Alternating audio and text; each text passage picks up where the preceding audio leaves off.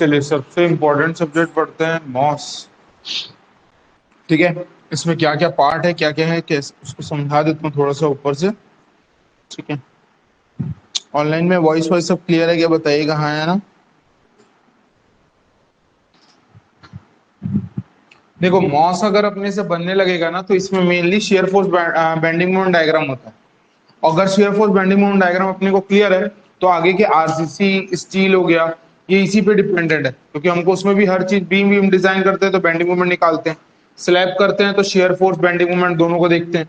तो ये सब चीजों को हमको देखते हुए काम करना है। तो आप थोड़ा सा है ना इस टॉपिक को जो मॉस है इसको थोड़ा सा ज्यादा सीरियसली लेके काम करना। ये अगर आपसे तगड़ा बन गया तो ये आपसे बनने लगा तो आप फिर दुनिया जहाँ के जैसे भी क्वेश्चन आएंगे वो आपसे बनेंगे। मतलब इसको ये अगर सही होता है तो आपका स्ट्रक्चर पार्ट सही हो जाएगा। ठीक है, तो इसलिए इसको एकदम ईमानदारी से एकदम अच्छे से समझना, जहां डाउट आएगा बिल्कुल पूछ लेना। अब मॉस में हम लोगों को टॉपिक क्या क्या कवर करना है ये देखते हैं। ये आपके जेई में भी होगा और एई में भी होगा ये वाला सब्जेक्ट। अगर स्ट्रक्चर एनालिसिस की बात देखी जाए तो वो शायद तक आपके जेई में ना हो। ठीक है, और स्टील भी नहीं होता है, लेकिन ये जरूर है एकदम मॉस होना जरूरी है, ये एकदम होगा। अब इस पे पढ़ते क्या है, ये बेसिक चीजें क्या क्या है। तो मॉस मतलब होता है मटेरियल ऑफ स्ट्रेंथ, स्ट्रेंथ बोल सकते हैं या स्ट्रेंथ ऑफ मटेरियल बोल सकते हैं, जैसा भी।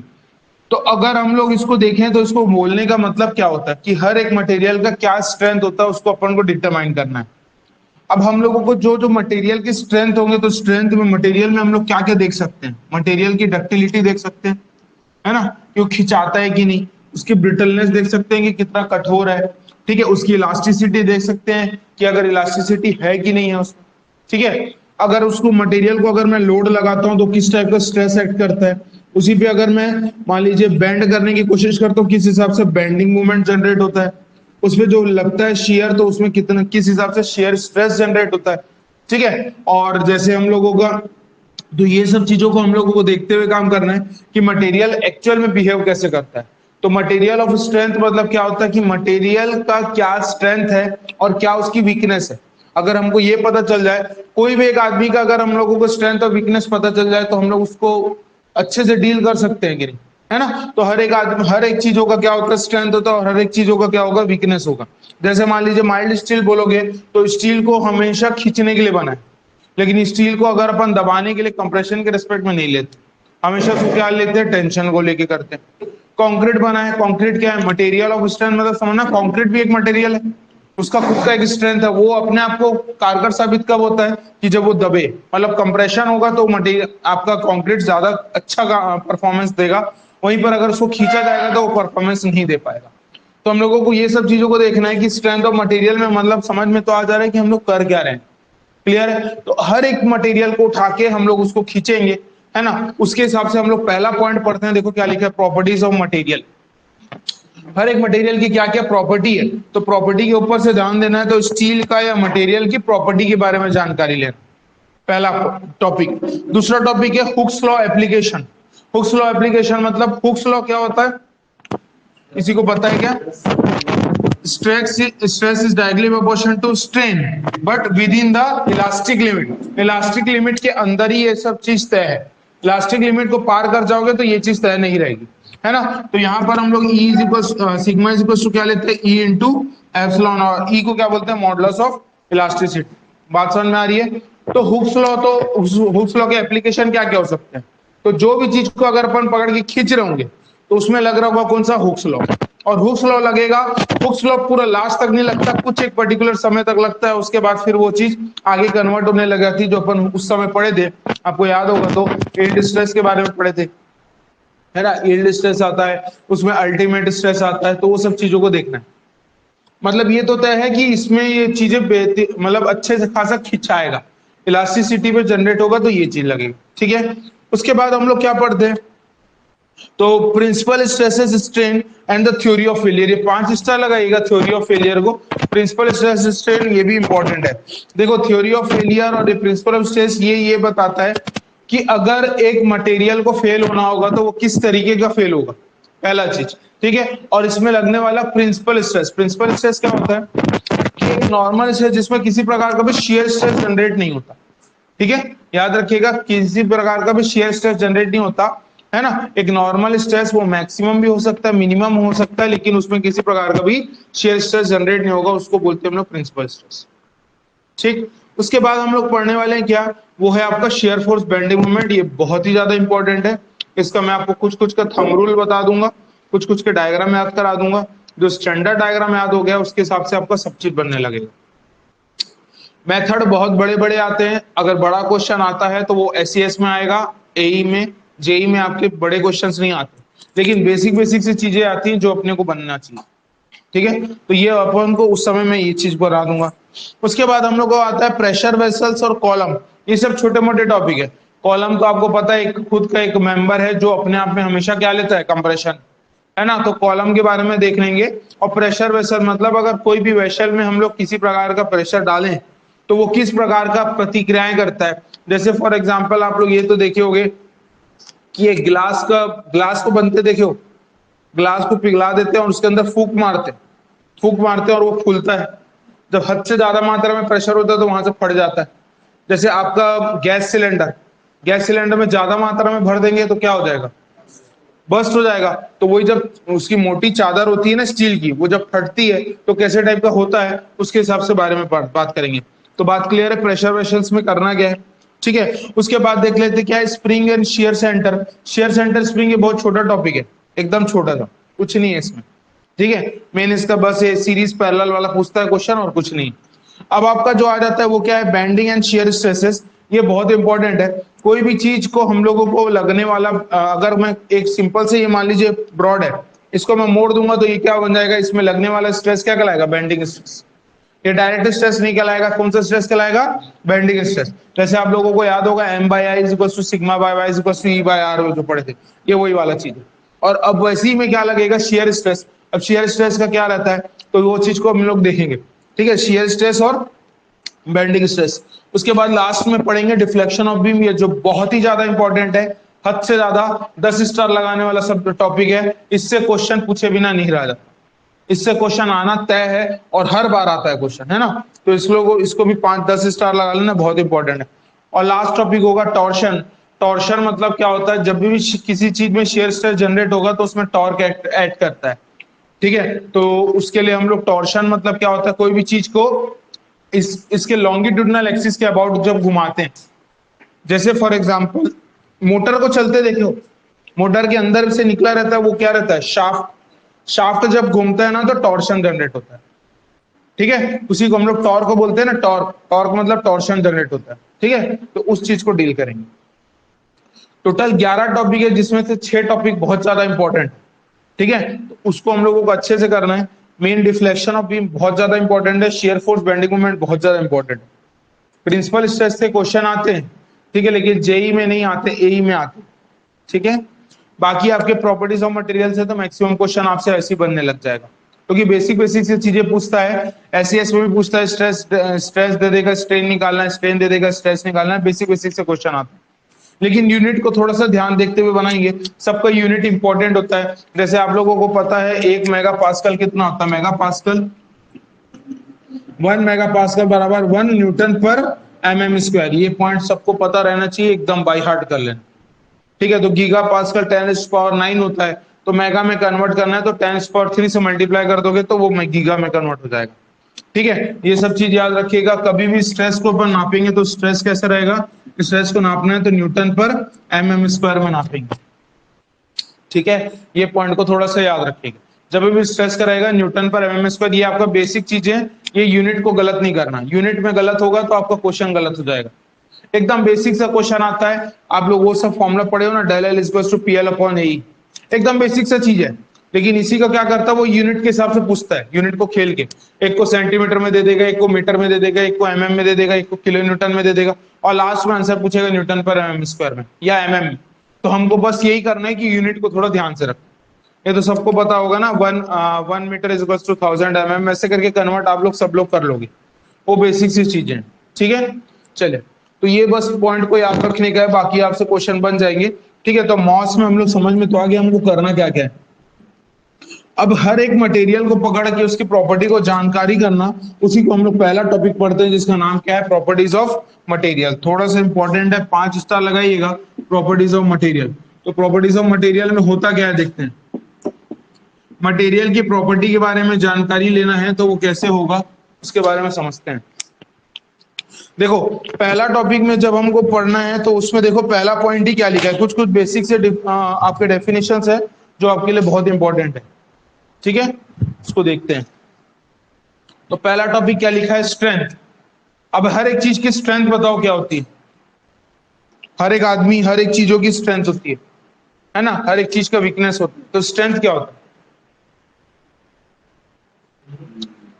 स्ट्रेंथ क्या होता है।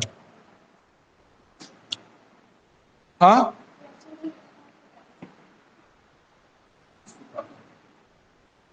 नहीं, ताकत को तो तू हिंदी में बोल दी है ना। देखो स्ट्रेंथ क्या होता है कि वो इतना रजिस्ट कर सके कि वो फेल ना हो। फेल नहीं होने से पहले तक वो जितना रजिस्ट कर सकता है उसको क्या बोलेंगे, स्ट्रेंथ बोलेंगे। स्ट्रेंथ का प्रॉपर डेफिनेशन समझ में आया कि वो फेल नहीं होना चाहिए, वो झेल ले जितना झेल सकता है लेकिन फेल नहीं होना चाहिए, उसी को क्या बोलते हैं हम लोग, स्ट्रेंथ। है ना, हर एक स्टूडेंट लाइफ का स्ट्रेंथ होता है ना। पेपर के लिए वेट करते हो, पेपर आता नहीं है ना, अपन क्या करते हैं, ताकत लगाते हैं, झेलते हैं जितना हो सके। और एक मोमेंट आता है जो कई लोग क्या कर देते हैं, गिव अप, नहीं हो पाएगा, वहां पर वो उसका स्ट्रेंथ कमजोर हो गया। ठीक है, और जहां तक हम लोग खींच पा रहे हैं उसको क्या बोलेंगे, स्ट्रेंथ। बोलो बात समझ में आ रही है। तो क्या लिखा है, ability of material to resist, क्या लिखा है, फेलियर। तो गोला लगाएंगे सिर्फ टू रेजिस्ट फेलियर। उसके बाद बात करते हैं हम लोग स्टिफनेस। स्टिफनेस मतलब कठोर। ठीक है, अगर इसमें वही है, ability of material to resist क्या लिखा है, डिफॉर्मेशन। मतलब कभी भी डिफॉर्म नहीं होना है, मतलब अगर मैं इसको खींच रहा हूं, जैसा भी कर रहा हूं, इसके शेप में कोई चेंजेस नहीं आनी चाहिए। जहां पर शेप में चेंजेस आई मतलब ये स्टिफ नहीं कहलाएगा। स्टिफ वो कहलाएगा जब ये अंदर से क्या रहेगा, पूरा कठोर रहेगा। कठोर रहेगा तो स्टिफ कहलाएगा। अगर इसमें वो नहीं रहेगा तो ये जाहिर सी बात है इसका क्या हो जाएगा, स्टिफनेस कमजोर हो जाएगा। बोलो बात समझ में आ रही है। तो हम लोग स्टिफ मतलब समझ में आएगा कि क्या बोलते हैं, स्टिफनेस मतलब क्या होगा, हमेशा कठोर। है ना, मतलब कौन कितना ज्यादा, अगर ये डिफॉर्म नहीं होता है, अगर अपन मैं स्टील की रॉड को पकड़ के अगर मैं खींचूं, है ना, यहां से मोड़ने की कोशिश करूं तो ये डिफॉर्म होगा क्या, नहीं होगा, तो ये उतना कठोर है। लेकिन हाँ, इसको मशीन से लगा के अगर खींच दूंगा तब ये कमजोर पड़ जाएगा। ठीक है, तो तब उसकी स्टिफनेस अलग हो जाएगी। बात समझ में आ गई क्या बोल रहा हूं। नेक्स्ट बात करते हैं हम लोग क्या, प्रेशर। प्रेशर क्या होता है, it is defined as the external load distributed on a unit area और अ कॉन्टैक्ट एरिया। ये आप लोग सब लोग पढ़े हो कि अगर मान लीजिए कोई भी एक चीज में मैं अगर लोड लगा दूं और वही लोड उसके एरिया के हिसाब से उसको विभाजित कर दिया जाता है और वही क्या कहलाता है, प्रेशर। तो pressure is equal to load upon क्या होता है बेटा, एरिया। ठीक है, प्रेशर क्या होता है, लोड अपॉन एरिया, और लोड को अपन पी से डिनोट करते हैं, है ना, पी से जिससे भी करना है। तो प्रेशर क्या होता है, ये तो क्लियर हो गया, प्रेशर हमेशा लोड अपॉन एरिया होता है, याद रहेगा। तो एरिया क्या होता है, जहां पर वो कांटेक्ट कर रहा है उसका एरिया। ठीक है, कांटेक्ट एरिया रहना चाहिए और उसके हिसाब से उस पर लगने वाला लोड। फॉर एग्जांपल अगर मैं 3D में एक डायग्राम बनाऊं और इसके ऊपर मैं अगर एक लोड लगा रहा हूं तो इसका कांटेक्ट एरिया क्या होगा, कांटेक्ट एरिया क्या होगा, कांटेक्ट एरिया ये वाला बस होगा, है ना, उसी को बोलेंगे कांटेक्ट एरिया। क्लियर है, वही वाले एरिया को लेना है जो ऊपर। और बेसिक बेसिक चीजें बता रहा हूं, थोड़ा ध्यान से करना, ये मजबूत हो जाएगा तो फिर पूरा सच सही हो जाएगा। तो यहाँ पर लगने वाला लोड अपॉन ये जो एरिया, जो ऊपर में जो सरफेस को टच कर रहा है वो ये एरिया रहेगा। ठीक है, उसके बाद देखो क्या लिखता है, हाँ, प्रेशर को लेते हैं किसमें, न्यूटन पर मीटर स्क्वायर पे। ठीक है, न्यूटन पर मीटर स्क्वायर में प्रेशर को लिया जाता है, ये पॉइंट को याद रखिएगा। नहीं तो आप एमएम स्क्वायर में भी ले सकते हो, लेकिन बेसिक उसका अगर बोलेगा तो न्यूटन पर मीटर स्क्वायर होता है, जिसको बार से रिलेट। प्रेशर का यूनिट आपको बता दूं, बार होता है, पीआईएस होता है, केजीएफ पर सेंटीमीटर स्क्वायर होता है ना। वो सब हम लोग एफएम में पढ़ेंगे प्रेशर के बारे में अलग से। ठीक है, तो यहां तक याद रखिएगा, प्रेशर क्या होता है आपका, न्यूटन पर मीटर स्क्वायर, ये उसका पॉइंट है, याद रखना। ठीक है, स्ट्रेस का क्या होता है, न्यूटन पर एमएम स्क्वायर। चलिए अब बात करते हैं हम लोग जो क्या है, स्ट्रेस। देखो स्ट्रेस क्या होता है उसको ध्यान से समझो। स्ट्रेस क्या होता है, जैसे हर एक आदमी भी स्ट्रेस लेता है, एक मटेरियल भी स्ट्रेस लेता है, क्या करते होंगे इसमें? आप स्ट्रेस वो कहलाता है जब तक आप उसको अंदर ही अंदर झेल रहे हो, वो आपका स्ट्रेस कहलाएगा। जिस दिन आप उसके फाड़ के बाहर निकल गए तो वो क्या कहलाएगा? वो स्ट्रेस नहीं कहलाएगा। मतलब इंटरनल रेजिस्टेंस जो भी होता है, इंटरनल वो जितना भी कर सके, झेल सके, वो सब आपका क्या कहलाता है? स्ट्रेस कहलाता है। क्लियर है? जैसे सब्र का बांध टूटना बोलते हैं ना, तो वो कब टूटता है? जब वो टूट जाता है तब ज्यादा दिक्कत हो जाता है, और नहीं तो जब तक रहता है वो झेलते रहता है। तो यही कहलाता है इंटरनल स्ट्रेस। इंटरनल रेजिस्टेंस जब तक रहेगी बॉडी की या कोई भी मटेरियल की, वो तब तक झेलता है। ठीक है? शर्तें क्या? वो फेल नहीं होना चाहिए, है ना? और जब वो फेल हो रहा है तो वो कैसे टाइप का बिहेव करता है, वो सब चीजों को देखना है। फॉर एग्जाम्पल, अगर मैं इस मटेरियल को पकड़ के खींच रहा हूं, ये जाहिर सी बात है नहीं खींचा रहा है, लेकिन इसके अंदर में क्या हो रहा होगा? स्ट्रेस जनरेट हो रहा है कि इसको खींच रहे हैं। तो ये बॉडी है ना, जैसे मैं इसको खींच रहा हूँ ना, तो ये बॉडी खींच रहा हूं, मतलब जाहिर सी बात है आगे तरफ इस तरफ खिंचा रहा है, लेकिन इंटरनल रेजिस्टेंस में इन लोग वापस जा रहे होंगे। अरे बात समझ में आ रही? मैं क्या बोल रहा हूँ? इन लोग को अपन ऐसे खींच रहे हैं, लेकिन अंदर में मटेरियल कैसे बिहेव कर रहे होंगे? अंदर तरफ आने के लिए।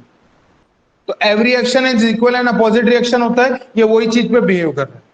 और जब मेरा जो लगने वाला लोड है या स्ट्रेस है वो हद से ज्यादा मात्रा पे हो जाएगी ना, तभी इसको झक मार के क्या होना पड़ेगा? अपने आप को फैलाना पड़ेगा, और वहां पर वो स्ट्रेस खत्म हो जाती है।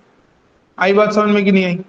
क्लियर हुआ मैं क्या बोल रहा हूं? फिर से समझना, अगर मैं कोई भी एक मटेरियल को पकड़ के खींच रहा हूं तो ये खिंचाएगा, ठीक है? लेकिन कब खिंचाएगा? जब इसके पे अंदर का स्ट्रेस वो कमजोर पड़ जाएगा, और जो लगने वाला स्ट्रेस है वो बाहर तरफ वाला वो ज्यादा हावी पड़ जाएगा, तो ये खिंचा जाएगा। और ये कब तक नहीं करेगा? तो कोई भी मटेरियल, आप जैसे आप कंक्रीट को देख लो, यूटीएम मशीन में सब लोग कंक्रीट के ब्लॉक को डालते तुरंत टूट जाता है क्या? नहीं। कुछ हद तक आपको लगेगा कि हाँ कांटा बढ़ता हुआ दिखेगा, मतलब ये अंदर में क्या कर रहे हैं लोग? जूझ रहे हैं। अंदर एक एक कण, एक एक मटेरियल के पार्ट्स क्या कर रहे होंगे? जूझ रहे होंगे। इनमें लग रहा होगा कौन सा? Internal stress. जब हद से ज्यादा मात्रा पे अपन लोड लगाते हैं तभी वहां पर क्रैक दिखने लगता है, तब वो स्ट्रेस नहीं कहलाएगा। बात समझ में आ गई? तो क्योंकि अपन टूट गया, उसके बाद अपन आगे काम भी नहीं करते और सीधा लिख लेते हैं कि इतने में टूट गया। अरे मेरी बात समझ में आ रही है क्या है? तो वही उसका क्या कहलाता है? स्ट्रेंथ कहलाता है। क्लियर हो रहा है कि नहीं हो रहा है? ठीक है? तो फेलियर नहीं होना चाहिए जब तक वो झेल ले, वो क्या कहलाता है? स्ट्रेंथ कहलाता है। क्लियर है? और उसी को अपन नापते किससे? तो स्ट्रेस एक मापदंड। क्लियर हो रहा है मैं क्या बोल रहा हूं? तो स्ट्रेस का डेफिनेशन क्या बोलता है? देखो, it is the internal resistance of the material. Internal resistance मतलब जैसे आप कोई बुखार होता है, सर्दी खांसी होती है, तुरंत आईसीयू में एडमिट थोड़ी हो जाते हो। क्या होता है? खुद ही झेलते हो, बिना दवा मेडिसिन नहीं लेते हो जब तक वो ठीक हो जाए।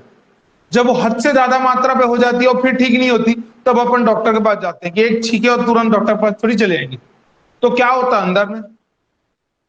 इंटरनल रेजिस्टेंस होती है, जो खुद की एक पावर, बॉडी अपने आप को खुद क्या करती है?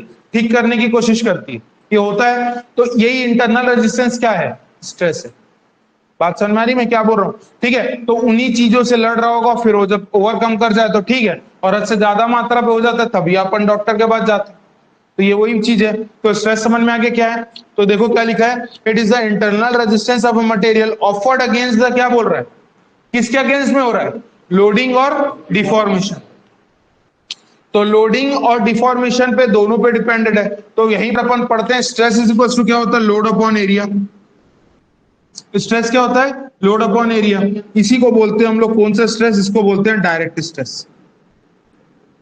कौन सा स्ट्रेस बोलते हैं जी? Direct stress. डायरेक्ट स्ट्रेस मतलब क्या है? कि कोई भी एक मटेरियल है, ये मटेरियल है, सीधा इसके ऊपर लगने वाला स्ट्रेस क्या कहलाएगा? Direct stress.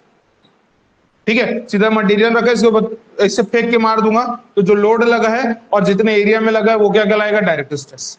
क्लियर है? वहीं पर अगर बात करते हैं हम लोग, और यहीं पर एक चीज और देखो, स्ट्रेस इज इक्वल टू क्या होता है? E into epsilon. एप्सिलॉन को क्या बोलते हैं? स्ट्रेन। और स्ट्रेन क्या होता है? स्ट्रेन अपन को पढ़ते हैं change in length upon original length. मतलब पहले था ये एल लेंथ का, इसको जब खींचा गया तो क्या हुआ? कुछ चेंज आया होगा। और ये खिंचाएगा कब? जब स्ट्रेस कमजोर पड़ जाएगा, इंटरनल रेजिस्टेंस नहीं रहेगा। इंटरनल स्ट्रेंथ कम हो जाएगा ना, और उसके बाद जो लगने वाला स्ट्रेस से तो इंटरनल रेजिस्टेंस कम हो जाएगा, तभी ये फैलेगा, और जब ये फैलेगा तब आएगा डेल एल। नहीं समझ पा रहे हैं क्या आ रहा है? क्लियर हो रहा है? तो इंटरनल रेजिस्टेंस को याद रखना। स्ट्रेस क्या होती है? कोई भी मटेरियल की अंदरूनी शक्ति जब तक वो झेल ले। कब से किससे झेल ले? लगने वाले लोड से झेल ले, और लगने वाले उसके कारण लोड लगने के कारण या खिंचाव के कारण जो डिफॉर्मेशन हो रहा है उससे झेल ले। जब तक वो झेलता है वो कहलाता है स्ट्रेस। क्लियर हो रहा है? समझ में आ रहा है? तो स्ट्रेस भी क्लियर हो गया। तो यहां पर हम लोगों को पता है जब ये चेंज होगा, मतलब ये स्ट्रेस है, ये क्या कहलाता है? Internal resistance. ये मतलब उसके होने के कारण क्या होता है? चेंजेस आ। तो ये डेल एल क्या कहलाएगा? ये change in length upon original length. For example एक बार है, उसका बार का लेंथ अगर मान लीजिए 1 मीटर है, इसको मैं एकदम हद से ज्यादा मात्रा पे खींचूंगा। जब तक खींचते जा रहा हूं, जैसे फॉर एग्जांपल इसको मैं पहले 10 किलो न्यूटन से खींच रहा हूं, कुछ नहीं हुआ। 20 से खींचा, कुछ नहीं हुआ। क्या हो रहा है? अंदर ही में कुछ हो रहा है, पार्टिकल में असर हो रहा है, लेकिन आपको दिख रहा है कुछ नहीं हो रहा। ठीक। और जब हमको दिखने लग जाए कि कुछ हो रहा है, वहां से स्ट्रेन चालू होता है। क्योंकि स्ट्रेन को अपन मेजर कर सकते हैं ना। अपन कैसे बोल ले रहे हैं? चेंज इन लेंथ बिना नापे थोड़ी बोल देंगे। तो अगर 1 मीटर का रॉड है, इसमें मैंने 10 का लगाया, कुछ नहीं हुआ, 20 का लगाया, कुछ नहीं, 50 का लगा दिया, 50 का लगा दिया, अब क्या होगा? इसमें खिंचाव होगा। अब वो खिंचाव कैसे होगा? तो हो सकता है ये ऐसा और ये ऐसा करके दोनों तरफ से बढ़ जाए। ठीक है, तो यहाँ पर 0.05 से बढ़ जाए और ये 0.05 से बढ़ जाए, तो टोटल कितना होगा? 0.1 mm से आपका टोटल मीटर से आपका क्या हो सकता है? टोटल एलोंगेशन हो सकता है। और यही क्या कहलाएगा? स्ट्रेन कहलाएगा। बात समझ में आ रही है? तो लोड के कारण भी और डिफॉर्मेशन, ये दोनों को रजिस्ट कर ले। ठीक है, तो उन्हीं को हम लोग क्या जनरली बोलते हैं? क्या? स्ट्रेस। आई बात समझ में? स्ट्रेस अपने को बहुत इंपॉर्टेंट, क्योंकि हर जगह स्ट्रेस वर्ड आएगा, पूरे मॉस में स्ट्रेस आएगा। ठीक है, अब देखो यहां पर कुछ कुछ यूनिट लिखा है। 1 न्यूटन पर mm स्क्वायर को हम लोग क्या बोलते हैं? 1 न्यूटन पर mm स्क्वायर को मेगा पास्कल से डिनोट करते हैं, आपको बता दिया। 1 मेगा पास्कल 10⁶ न्यूटन पर मीटर स्क्वायर होता है। ठीक है, तो देखो 1 मेगा पास्कल क्या होता है बेटा? 10⁶ न्यूटन पर मीटर स्क्वायर। ठीक है, अब इसी को mm में कन्वर्ट करना है, तो मैं क्या करूंगा? 1000 का स्क्वायर कर दूंगा, तो किस में बन जाएगा जी? mm में बन जाएगा। अरे बोलो हाँ या ना? 1 मीटर बराबर 1000 mm होता है, तो ये कर दिया, तो इसका भी स्क्वायर 10⁶, इसका भी 10⁶, इसलिए 1 न्यूटन पर mm स्क्वायर, 1 मेगा पास्कल क्या होता है? 1 न्यूटन पर mm स्क्वायर के बराबर होता है ना? यूनिट्स को एकदम ध्यान रखना, बार बार बोल रहा हूं, अगर पेपर निकालना है ना, मॉस को अच्छे से करना है, तो यूनिट बहुत इंपॉर्टेंट। ठीक, उसके बाद देखो क्या लिखा है? गीगा पास्कल क्या होता है? 10⁶ न्यूटन पर mm metre square. 1 giga pascal क्या हो सकता है? बताओ ना, 1 गीगा पास्कल क्या हो सकता है? तो 10⁻³ मेगा पास्कल हो सकता है। ठीक है, बात क्लियर है? और मेगा पास्कल क्या हो सकता है? न्यूटन पर mm स्क्वायर हो सकता है। ठीक है, तो कोल घुमा के आपको कुछ नहीं, बस यही पॉइंट को याद रखना। याद रहेगा पक्का? जिनको नहीं पता, ये सब में कंफ्यूजन है, शॉर्ट नोट में जरूर लिख लेना बेटा, है ना? यूनिट के हिसाब से थोड़ा सा ध्यान रखना। चले अब आगे देखते हैं क्या है। अब आपका फोर्स क्यों हो गया किलो न्यूटन में। अब अगर इसको अगर मैं डायमेंशन एनालिसिस करूं, फोर्स का डायमेंशन एनालिसिस हो सकता है? अरे बताओ ना, फोर्स का dimension analysis, force is equal to क्या होता है? Mass into acceleration. Dimension analysis करना मतलब क्या होता है? सब चीज को m, l और t में कन्वर्ट करना होता है। हम लोग जनरली 3 क्वांटिटीज को लेके काम करते हैं। ठीक है, तो इसमें m क्या हो जाता है? जो मास होता है, जो मास को हम लोग m में लेते हैं, केजी वेजी वाला। l क्या होता है? लेंथ वाला, कोई भी डायमेंशन, लेंथ हो चाहे वो डेप्थ हो, चाहे वो विड्थ हो, चाहे वो थिकनेस हो, कुछ भी हो। t क्या होता है? ये आपका टाइम होता है, चाहे वो कोई भी टाइम हो। ठीक है, और एक और होता है, जब हम लोग फ्लूइड मैकेनिक्स पढ़ेंगे तो आपको समझ में आएगा, एक टेम्परेचर को भी लेते हैं। अभी हम लोग टेम्परेचर को कंसीडर नहीं करना, अभी हम लोग सिंपल टाइम को देखते हैं। तो टाइम को किसमें? सेकंड, मिनट, आवर, जिसमें लेना है ले सकते। बात क्लियर है? तो ये m, l और t तीनों याद रखना। हर एक सब्जेक्ट में हम लोग जो भी फॉर्मूला जनरेट करेंगे, उस फॉर्मूला का हम लोग डायमेंशन एनालिसिस करेंगे। ठीक है, और मैं आपको वो खुद करने दूंगा, खुद से करना है, इसलिए इसको ध्यान से समझना है। अब फोर्स को अपन मास इंटू एक्सेलरेशन लिख सकते हैं। अब इसको तोड़ दो तो मास तो केजी हुआ ना, और ये एक्सेलरेशन क्या होता है, मीटर पर सेकंड स्क्वायर हो सकता है, बोलो हाँ। वेलोसिटी क्या होता है, मीटर पर सेकंड होती है, और एक्सेलरेशन क्या होता है, मीटर पर सेकंड स्क्वायर। ये तो सबको पता है, क्योंकि एक्सेलरेशन इज इक्वल टू क्या होती है, वेलोसिटी अपॉन टाइम। ठीक है, और वेलोसिटी ही आपका स्पीड है, डिस्टेंस अपॉन टाइम वाला। तो एक्सेलरेशन में ये वेलोसिटी और टाइम है, तो ये भी क्लियर है। तो ये आपका होगा मीटर पर सेकंड स्क्वायर। अब इसको इसमें डालेंगे तो कैसे लिखेंगे, m के पावर में 1 है क्योंकि मास में 1 है, l के पावर में भी 1 है क्योंकि l के पावर में मास मीटर में 1 है, लेकिन t के पावर में क्या आएगा बेटा, -2। क्यों -2 आ रहा है, क्योंकि नीचे लिखा रहा है ना, तो इसलिए -2 आ रहा है। अरे मेरी बात समझ में आ रहा है, बेसिक से पढ़ा रहा हूं बेटा, सब चीज बनना चाहिए, है ना, इसलिए इसको मैं बोल रहा हूं ना, यही सिविल इंजीनियरिंग की जान है। अगर इसको जान समझ लिए ना तो हर चीज बनने लगेगी। ठीक है, तो MLT के रेस्पेक्ट में समझ में आ जाएगा, तो इसका आंसर होगा MLT के पावर में -2। अब आप किसी का भी निकाल सकते हो, स्ट्रेस का निकाल के देखो क्या आएगा, निकालो खुद से। स्ट्रेस का डायमेंशन एनालिसिस निकाल के देखो, फोर्स का आ गया ना, अब स्ट्रेस का निकालो। स्ट्रेस का निकालो, क्या होता है stress, force upon area, load upon area, जो लेना है ले लो।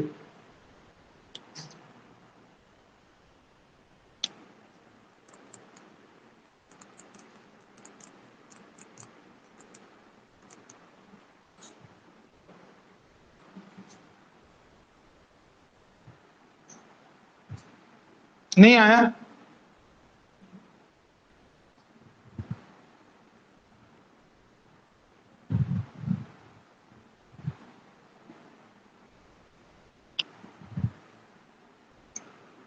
ML के पावर में -1, T के पावर में -2। सिंपल से बात है, कुछ नहीं करना है, यही फोर्स है ना, इसको भाग कर दो किससे, एरिया से, दैट इज L स्क्वायर।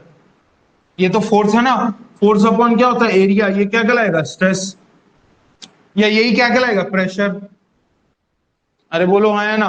ठीक है, तो हम लोग क्या करते हैं, सीधा L स्क्वायर है ना, L से L कैंसल, क्या बन जाएगा, M, L के पावर में -1, एक L बचा है ना, L के पावर में -1 और T के पावर में -2।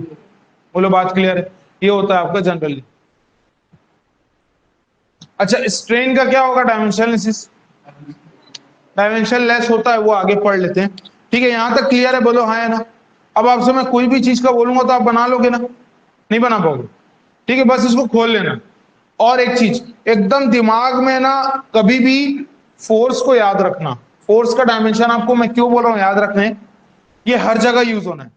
हर बार हम लोग को क्या होता है पता है, हम लोग पहले फोर्स निकालने के लिए मास इनटू एक्सेलरेशन करते हैं, फिर लगाते हैं, तब तक हम लोगों का टाइम वेस्ट होता है। इसलिए फोर्स का डायमेंशन एनालिसिस आप याद रखोगे, MLT-2 याद रहेगा ना।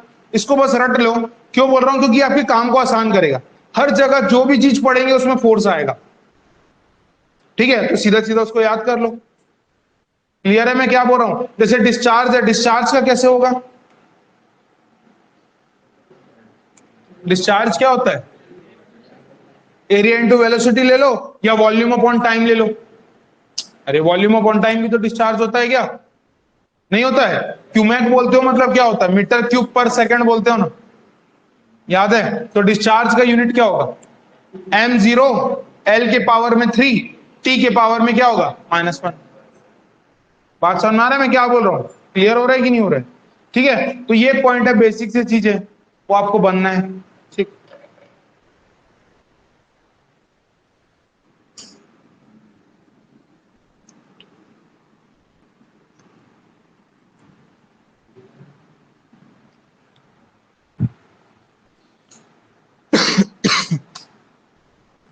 चलिए अब ध्यान से पकड़ते हैं क्या लिखा है, इंजीनियर कर्व और क्या लिखा है बेटा, ट्रू कर्व। अब इंजीनियरिंग कर्व और ट्रू कर्व, ये दोनों को ध्यान से समझना। अगर सोचो एक मटेरियल पे लोड लगने के बाद वो प्रतिक्रियाएं कर रही है, तो वो तो एक्चुअल हुआ ना। सोचो ना, इस मटेरियल पे मैं लोड लगा दिया, है ना, ये इसमें कुछ ना कुछ हुआ, खींचा, जो भी किया, लोड लगने के बाद ये अपने आप को खुद का एक कर्व देगा, उसको क्या बोलोगे आप, ट्रू कर्व, ये सही वाला है। अब लोड लगने से पहले क्या होगा, तब हम लोग क्या करेंगे, इंजीनियरिंग कर्व लगाएंगे। मतलब क्या, हम लोग इस मटेरियल की पहले अच्छे से स्टडी करेंगे, इस मटेरियल के अंदर क्या क्या पदार्थ है, किससे बना है, कैसे झेलेगा, क्या क्या रहेगा, और उसके हिसाब से पहले कर्व बना के देंगे। वो कौन सा कर्व कहलाएगा? इंजीनियरिंग कर्व कहलाएगा। बात समझ में आ रहा है मैं क्या बोल रहा हूं? तो इंजीनियरिंग कर्व कभी भी बनता है बिफोर लोडिंग बनता है, लोड लगने के पहले की स्थिति, और लोड लगने के बाद की स्थिति को क्या बोलते हैं हम लोग? True curve. दोनों को बात समझ में आ रही है? तो बिफोर लोडिंग क्या कहलाएगा? इंजीनियरिंग कर्व, और आफ्टर लोडिंग क्या कहलाएगा? True curve. बात क्लियर है? तो इस पॉइंट को थोड़ा सा समझना है, शॉर्ट शॉर्ट में लिखेंगे जिसको अगर लिखना होगा। तो अपन है ना, जैसे मटेरियल की बात किए थे ना, जैसे माइल्ड स्टील को पकड़ के ऐसा आप लोग सब लोग बनाते हो डायग्राम, ऐसी बनता है माइल्ड स्टील का। तो ये कब बताते हो? जब ये मटेरियल की खुद के बारे में स्टडी करते हो लोड लगने से पहले की, तो ये लगेगा।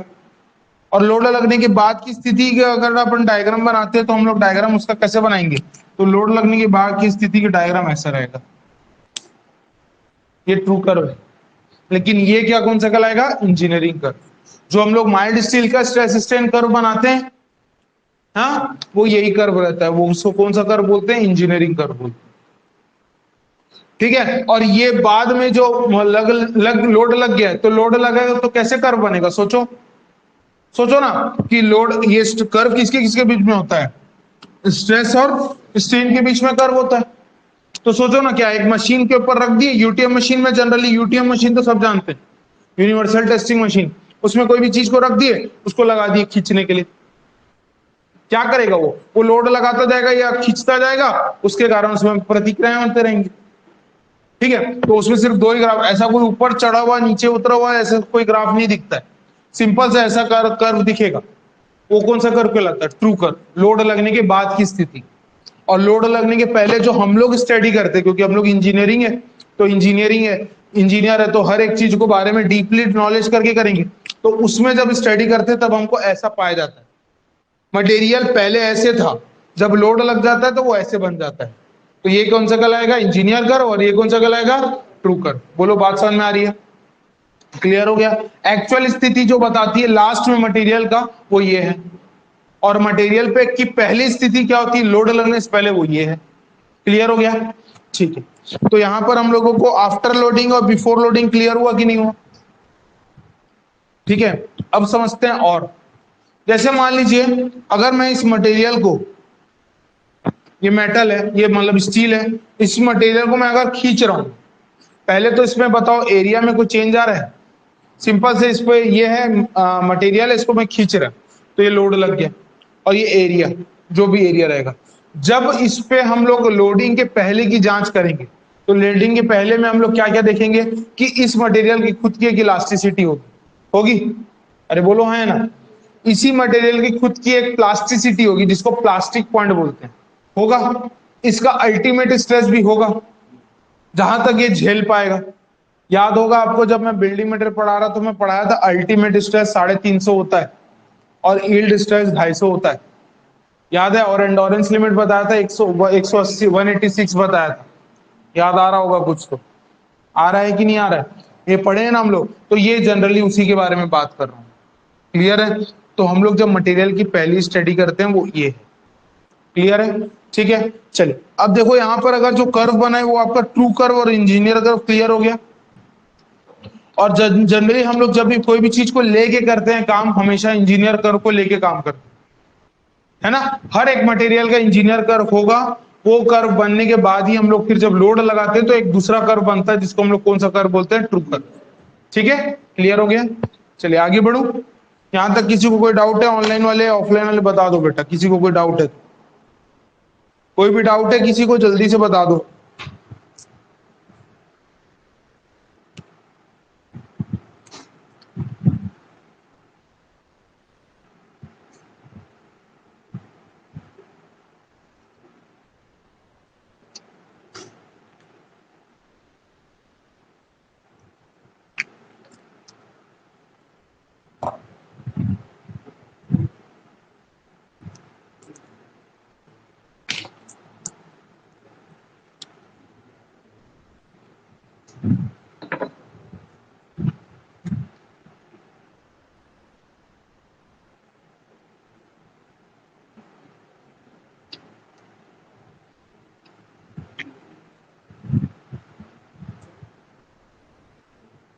चलिए आगे देखते हैं। स्ट्रेस कैन बी मेजर और कैन नॉट बी मेजर करके लिखा है पॉइंट, देखो तो लिखा है क्या? स्ट्रेस को हम लोग नाप भी सकते हैं और नहीं भी नाप सकते, तो क्या लिखा है उसके बारे में देखिए।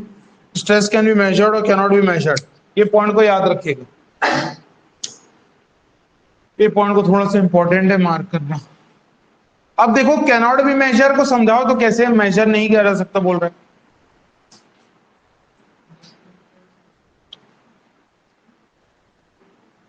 अरे बताओ ना, इंटरनली हम कोई भी चीज को कैसे नाप सकते हैं, नहीं पता चल सकता ना। तो इंटरनल को हम लोग नाप नहीं सकते, जब तक उसमें कुछ चीज को शो नहीं होने लगेगा तब तक आपको कहां पता चलेगा, ठीक है। तो वो क्या कहलाता है, इसलिए इसको कैन बी मेजर्ड और कैन नॉट बी मेजर्ड बोलते हैं। चलिए अब पढ़ते हैं क्या, स्ट्रेन। अच्छा स्ट्रेन को तो नाप सकते हैं ना, 100% नाप सकते हैं, कोई बात ही नहीं है इसमें। कोई भी चीज का पहला लेंथ निकाल लो और लोड लगने के बाद का लेंथ निकाल लो, दोनों को माइनस कर लो, तो आपको पता चलेगा कितने से फैला है, ठीक है कि या कितने से भी कोई भी चेंजेस आए। अब देखो यहां पर स्ट्रेन लिखा है, स्ट्रेन क्या लिखा है, वह ना स्ट्रेन का एक और नाम होता है जिसको बोलते हैं डायलेशन, याद रखिएगा, है ना। स्ट्रेन को क्या बोलते हैं, डायलेशन।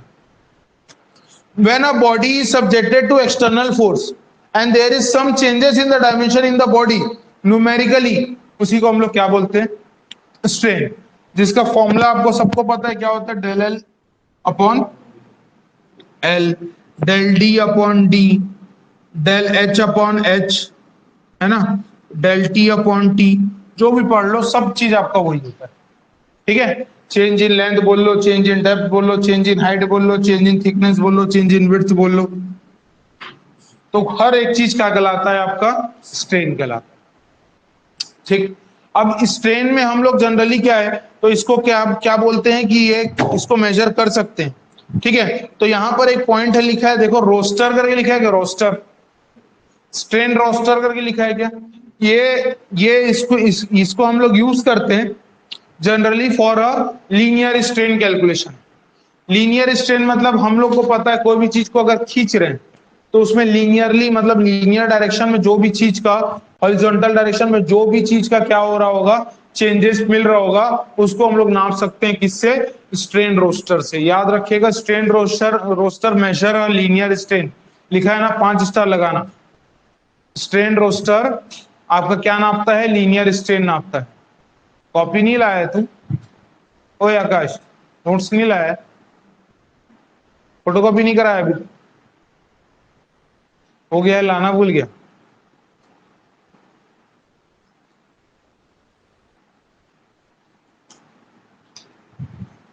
क्लियर है सबका, कोई दिक्कत नहीं है। तो रोस्टर क्या होता है समझ में आ गया, स्ट्रेन रोस्टर, ठीक है। आगे बढ़ते हैं। अब देखो क्या लिखा है, इसका डायमेंशन तो कुछ होगा नहीं ना, होगा क्या, metre upon metre, metre upon metre, MM upon MM, सब चीज वही रहेगा, तो कोई डायमेंशन ही नहीं होगा। तो इसका डायमेंशन एनालिसिस कैसे बनेगा, m0 l0 t0, सबके पावर में 0 0 रहेगा, कुछ नहीं होगा। चलिए next, it can be measure with the help of, क्या लिखा है, स्ट्रेन गेज। अच्छा स्क्रू गेज बोलते हैं, स्क्रू गेज देखियो, है ना, वर्नियर कैलिपर देखियो, इन लोग सब क्या नाप सकते हैं, लीस्ट काउंट रहता है इनका, उसके हिसाब से हम लोग कोई भी चीज का नाप सकते हैं। क्लियर है मैं क्या बोल रहा हूं, मतलब एक पतला सा फॉइल लेके जाओगे ना, उसको नापना होगा तो आप उसका क्या करोगे, उसको स्केल से थोड़ी नाप पाओगे, किससे नापोगे, गेज से। गेज वर्ड लगता है मतलब समझ जाना, एक्यूरेसी की मात्रा बढ़ जाएगी। तो स्ट्रेन गेज है मतलब समझ रहे हो कि हम लोग पतला सा है, तो उसको आप क्या करोगे, स्क्रू गेज के अंदर डाल दोगे और स्क्रू गेज से अपन उसका क्या कर सकते हैं, लीस्ट काउंट निकाल सकते। बात क्लियर है। चलिए नेक्स्ट देखते हैं क्या है, strain is a function of, stress is a function of, क्या लिखा है, तो ये याद रखो स्ट्रेस और स्ट्रेन का फंक्शन, ई नाम का कोई चीज नहीं होता, ई एक कांस्टेंट होता है। जैसे stress is directly proportional to क्या पढ़ते हैं हम लोग, स्ट्रेन, और जब ये प्रोपोर्शनैलिटी हटता है तो हमारा रिवाज है कि हम लोग इसमें क्या लगाते हैं, एक कांस्टेंट लगाते हैं, है ना। तो ये कांस्टेंट ही माना जाता है, लेकिन इसका यूनिट क्या होता है, न्यूटन पर एमएम स्क्वायर। तो अगर ये तो पहले नहीं था ना, पहले तो क्या था, स्ट्रेस था और स्ट्रेन था, ये दोनों में जब चेंजेस आने लगती है तब ये जनरेट होता है, ठीक है। उसी को अपन इलास्टिसिटी बोलते हैं। इलास्टिसिटी हमको कब मेजर होने लगती है, जब हम इसको खींच रहे हैं तो इसमें खिंचाव हो रहा होगा या कुछ ना कुछ प्रतिक्रिया होने लगती, तब से वो इलास्टिसिटी काउंट होती है। ठीक है, और इसको हमेशा हम लोग मान के चलते हैं कि जीरो लेवल से स्टार्ट हो रहा है, इसलिए यहां से यहां तक हम लोग क्या बोलते थे, इलास्टिक लिमिट। फिर आगे बोलते हैं कौन सा, प्लास्टिक लिमिट। फिर आगे बोलते हैं प्लास्टिक जोन। फिर बोलते हैं अल्टीमेट पॉइंट। फिर स्ट्रेन हार्डनिंग, स्ट्रेन सॉफ्टनिंग और लास्ट में रप्चर, ऐसी करके कुछ पढ़ते हैं। आगे वो सब पढ़ेंगे, लेकिन ये सब चीज को बोला हुआ यहां तक क्लियर है। ये कब होता है जनरेट, पहले तो ये होता ही नहीं। अगर मेरे को कोई बोलेगा हुक्स लॉ, तो मैं stress directly proportional to strain बोलूंगा, मतलब समझ में आ जाएगा स्ट्रेस है और स्ट्रेन है, तो स्ट्रेस किसका फंक्शन है, तो स्ट्रेन के रेस्पेक्ट में। याद रखो, स्ट्रेन अगर प्रतिक्रिया करेगा तभी स्ट्रेस कुछ होगा। क्लियर है, बात समझ में आ रही है।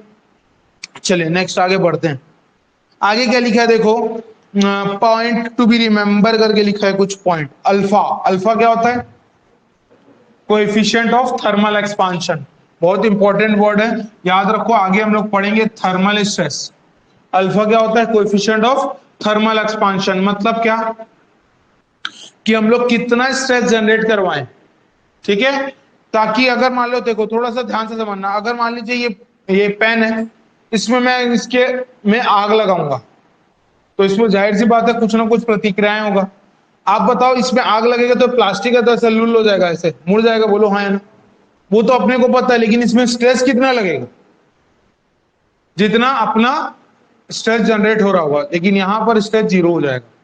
वो क्यों हो जाएगा जीरो, वो मैं आपको आगे बताऊंगा। ठीक है, आगे समझाऊंगा सब चीजें क्या होती है। ठीक है, क्लियर है ना। तो कोएफिशिएंट ऑफ थर्मल एक्सपांशन मतलब क्या होता है, हर एक मटेरियल का अलग अल्फा होता है। क्या होता है कि अगर मैं जब उसमें टेम्परेचर बढ़ा, तो टेम्परेचर बढ़ने के कारण कितना वो एक्सपांड होता है। ठीक है, तो उसी को हम लोग क्या बोलते हैं, कोएफिशिएंट ऑफ थर्मल एक्सपांशन। इसका अगर यूनिट पे देखेंगे ना, तो इसका यूनिट होता है पर डिग्री सेंटीग्रेड।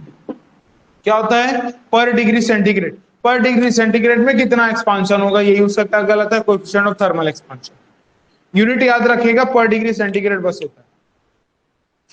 अब अगर मैं अल्फा की बात करूं, तो अल्फा क्या क्या होता है, तो जब तक हम लोग उस पे गर्म करेंगे या टेम्परेचर लगा रहे हैं, तो अल्फा हर एक मटेरियल का होगा, अल्फा ऑफ ए, फिर अल्फा ऑफ क्या हो जाएगा बी, अल्फा ऑफ सी, और alpha of C concrete that is और nearly equals to alpha of क्या रहता है, स्टील।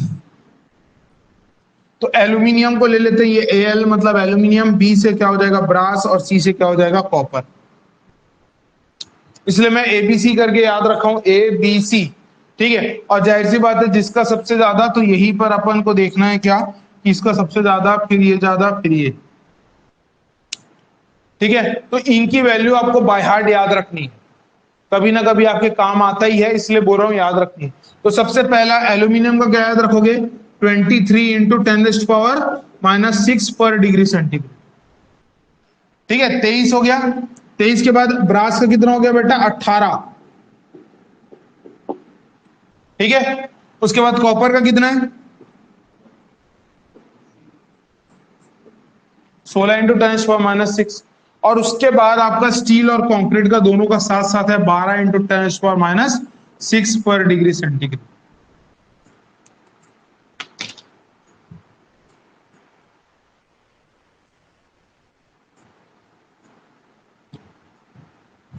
तो कैसे याद रखोगे, एबीसी करके याद रखो, है ना, एबीसी, और फिर लास्ट में आपका वही कंक्रीट होगा या स्टील, दोनों का साथ में लेना। तो ए से एल्यूमिनियम होगा, बी से क्या होगा ब्रास, और सी से क्या हो जाएगा कॉपर। 23, 18, 16 और 12 याद रहेगा।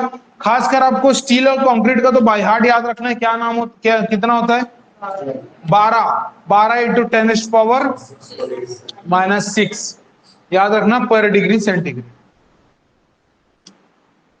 इनकी एक खासियत है, कंक्रीट और स्टील का एक साथ तालमेल इसलिए बन पाता है क्योंकि दोनों का अल्फा का वैल्यू सेम है, अप्रोक्सीमेटली सेम आता है। मतलब अगर ये जितने में अपने प्रतिक्रियाएं करने लगेगा ना गर्म होने के बाद, वैसे ही कंक्रीट भी उतने में करने लगेगा। इसलिए इन दोनों का मैच होता है, इसलिए हम लोग कंक्रीट में सरिया डालते हैं, ना कि कुछ और मटेरियल डालते हैं। क्योंकि मान लो अगर कोई बिल्डिंग में आग लगा, तो जाहिर सी बात है टेम्परेचर हर जगह सेम ही रहेगा, जिस टेम्परेचर का आग लगा होगा हर टेम्परेचर का सेम रहेगा। स्टील भी उतना ही झेलेगा, कंक्रीट भी उतना ही झेलेगा।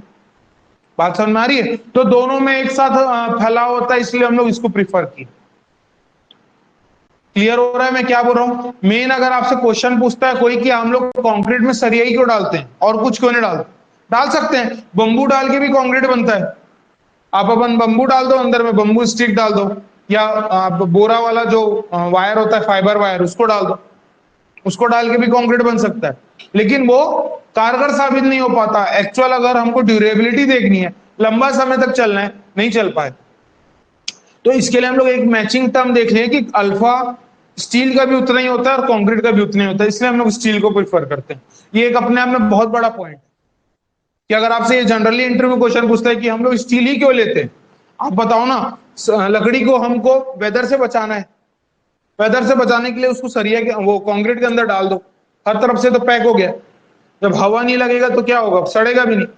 लेकिन वहीं पर इसकी अल्फा की वैल्यू और उसके अल्फा की वैल्यू में चेंजेस है ना, इसलिए हम लोग उसको लेते हैं जनरली।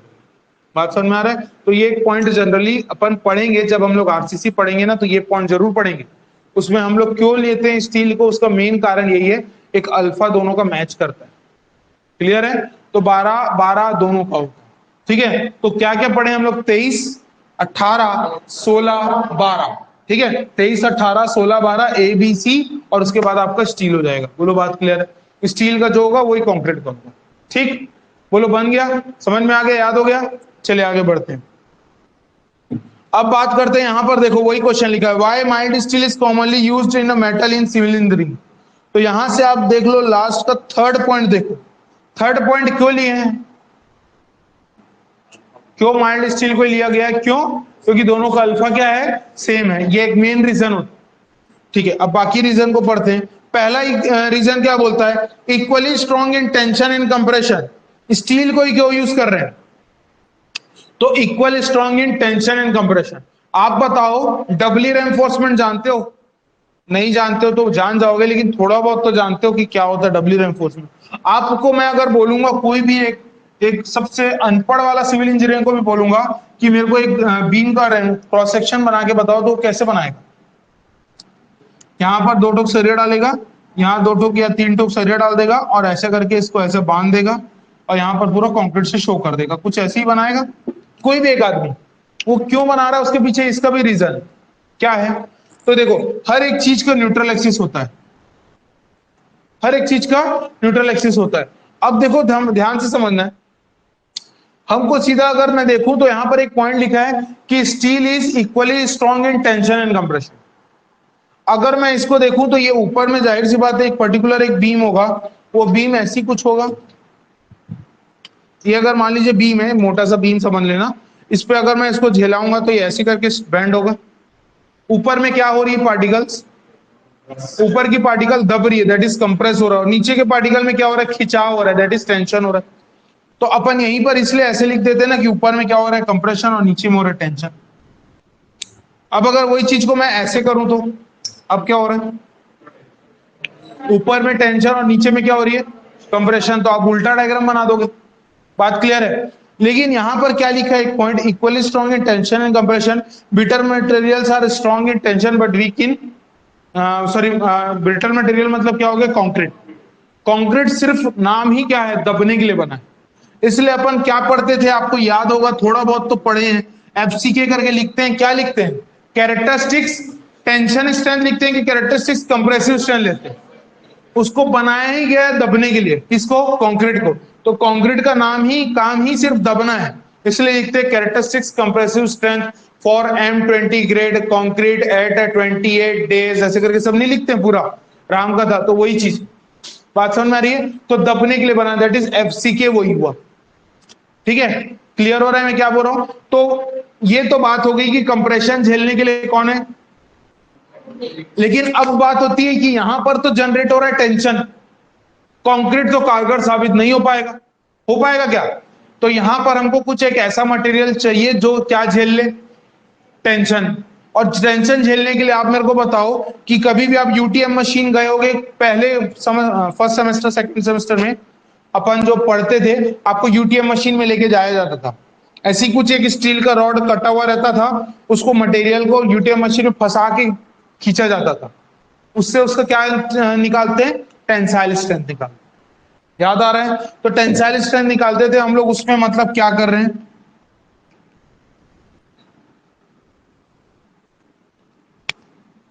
टेंसाइल स्ट्रेंथ निकालते हैं मतलब अपन जो भी स्टील की बात करेंगे तो अपन क्या लेते हैं, एफ वाई क्या कहलाता है, यील्ड स्ट्रेस। यील्ड स्ट्रेस पहले ध्यान ध्यान से समझ लो क्या होता है। जब भी हम लोग कोई भी मटेरियल अगर प्लास्टिसिटी पे है, प्लास्टिसिटी है मतलब क्या हो रहा है, उसमें चेंजेस दिख रहा है। मतलब क्या है, जैसे अगर मैं मान लो कोई भी एक मटेरियल को खींचोगे, एक पेन को ही अगर मैं आपको दिखाऊंगा करा के, तो अगर मैं खींचूंगा तो उसमें जाहिर सी बात है वो खिंचाता जाएगा, और जब छोड़ूं तो वापस उस शेप पे आ पाएगा क्या, नहीं आ पाएगा। अगर आ गया मतलब इलास्टिसिटी है, और नहीं आ पाया तो क्या कहलाएगा, वो प्लास्टिसिटी है।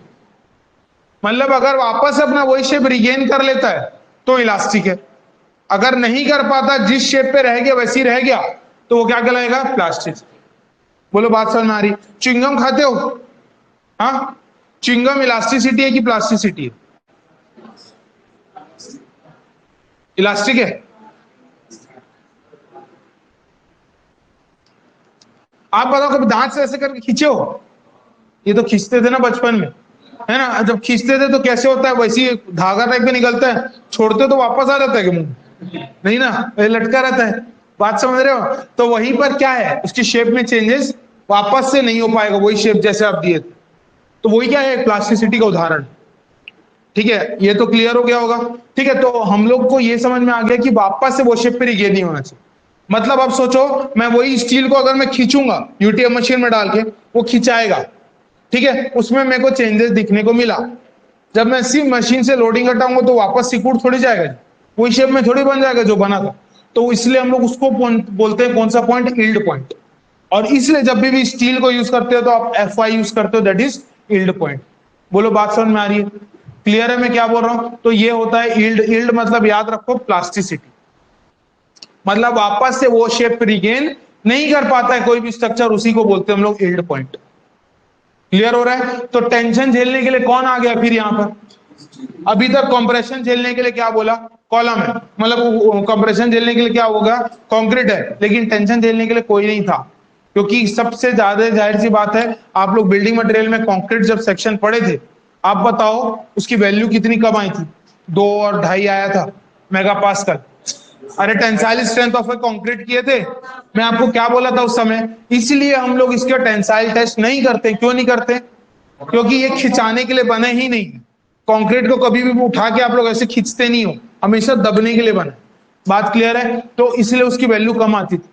लेकिन यहीं पर इसके लिए स्टील में आप बताओ कितना ज्यादा वैल्यू आता था, है ना? जैसे अपन एफ ई 250 लिख दिए, तो इसका एफ आई का वैल्यू ही 250 हो जाता था। मतलब क्या कि 250 न्यूटन पर एमएम स्क्वायर, मतलब क्या कि 250 का स्ट्रेस लग सकता है उसको।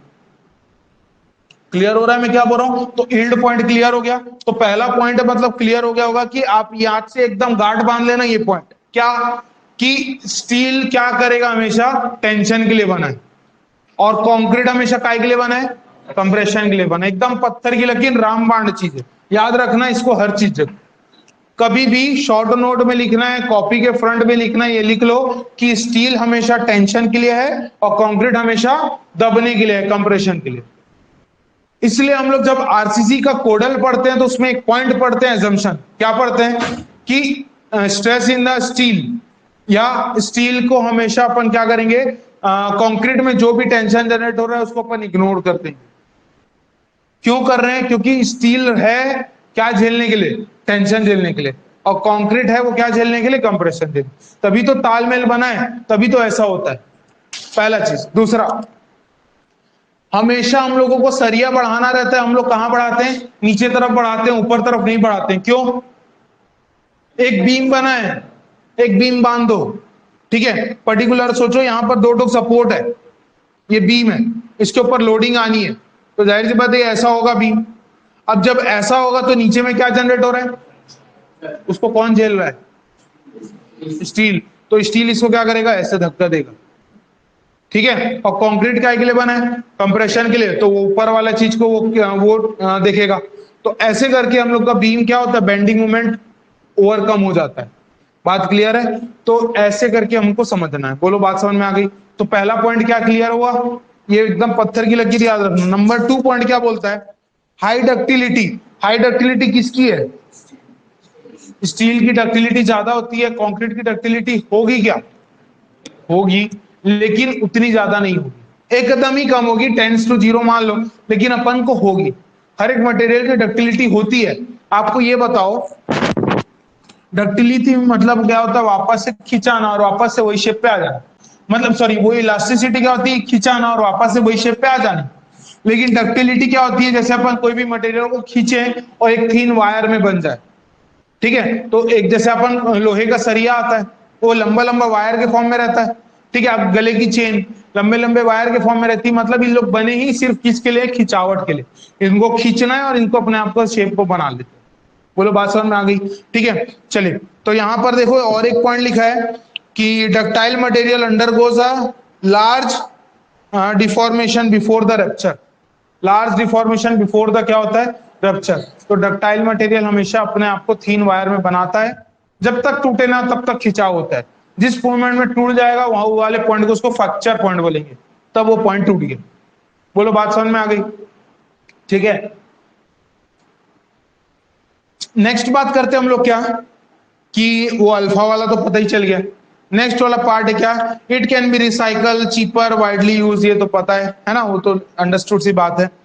ठीक है, इसलिए तो इसकी स्क्रैप वैल्यू होती है क्या? अरे बोलो हाँ है ना, रिसाइकल कर रहे हैं मतलब स्क्रैप वैल्यू होगी, चीजों को रिलेट करेंगे। ठीक है, आज से जो आप सब्जेक्ट पढ़ना चालू करोगे, इसका अपन रिलेशन हर एक सब्जेक्ट से करेंगे। ठीक है, तभी आपको लगेगा कि इसलिए पूरा अपन 18 सब्जेक्ट क्यों पढ़ते हैं, उसके पीछे रीजन आएगा। ठीक है, क्योंकि सबका एक साथ ताल्लुकात है किसी ना किसी चीज से। चलिए नेक्स्ट पॉइंट क्या लिखा है? 5वां पॉइंट लिखा है E, Young's modulus is same in tension and compression. आप बताओ कभी भी ये सुने हो क्या? Young's modulus of steel in tension अलग होता है और कंप्रेशन अलग होता है? कतई नहीं होता भाई, वो बना ही उसके लिए। अभी बताओ, सरिया ऊपर में तो डाले हो ना, कहां डाले हो? ऊपर में डाले हो तो कहां डाले हो? कंप्रेशन जोन में डाले हो। और नीचे में डाले हो कहां डाले हो? टेंशन जोन में। तो दोनों में अलग अलग ई थोड़ी देगा, जो बना है वैसे ही ई देगा। तो ई दोनों जगह सेम होता है, इसलिए हम लोग क्या यूज करते हैं? सरिया को यूज करते हैं। ये पॉइंट आपको इंटरव्यू क्वेश्चन है, और ये पॉइंट आपका सदाबहार पॉइंट है, जिससे आपको हर चीज में क्या होगा? रिलेट करते बनेगा और इजी बनेगा, इसलिए ये इसको 10 स्टार लगाना। Why mild steel is used in a concrete. बात समझ में आई कि नहीं आई? यहां तक क्लियर है सबको? किसी को कोई डाउट? हाँ, अब ये स्टील की बात है, तो ई का वैल्यू अपन मैं 200 गीगा पास्कल लिख रहा हूं, का मतलब बताओ तो क्या होगा?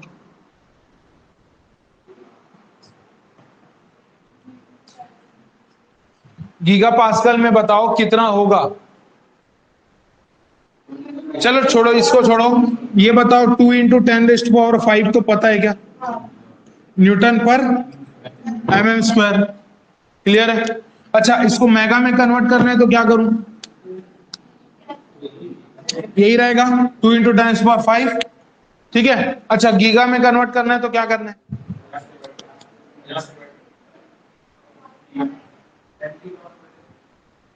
तो अगर मैं इसको अगर 10⁻³ से डिवाइड कर दूंगा, ठीक है, ठीक है, तो क्या हो जाएगा?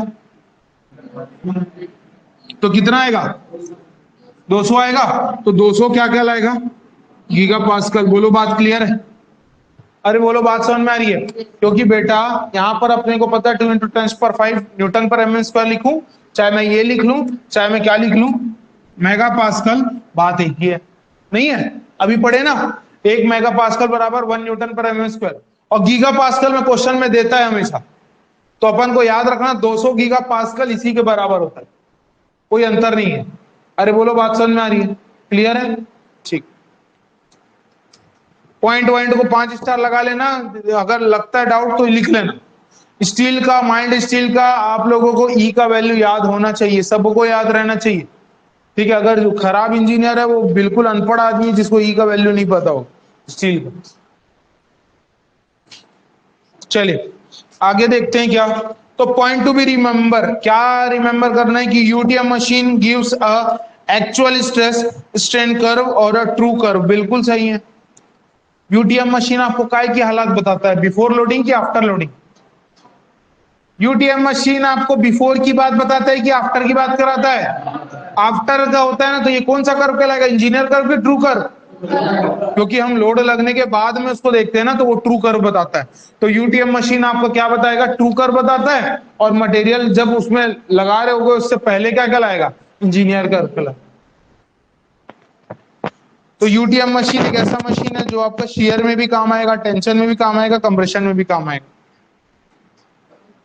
तो उसके बारे में तो पता है जी। जो नहीं पता उसी को शॉर्ट नोट में लिखना, हर एक पॉइंट नहीं लिखना शॉर्ट नोट, ठीक है ना। चलिए नेक्स्ट बात करते हैं गेज लेंथ और gauge dia. Gauge length upon dia आपका 4 होता है। अब मेरे को एक बात बताओ, ध्यान से समझते हुए बताना, ये अगर मैं सरिया है, इसको इसका डाया होगा कुछ, है ना, ये जैसे 16 mm होगा, है ना, 16-20 का होगा।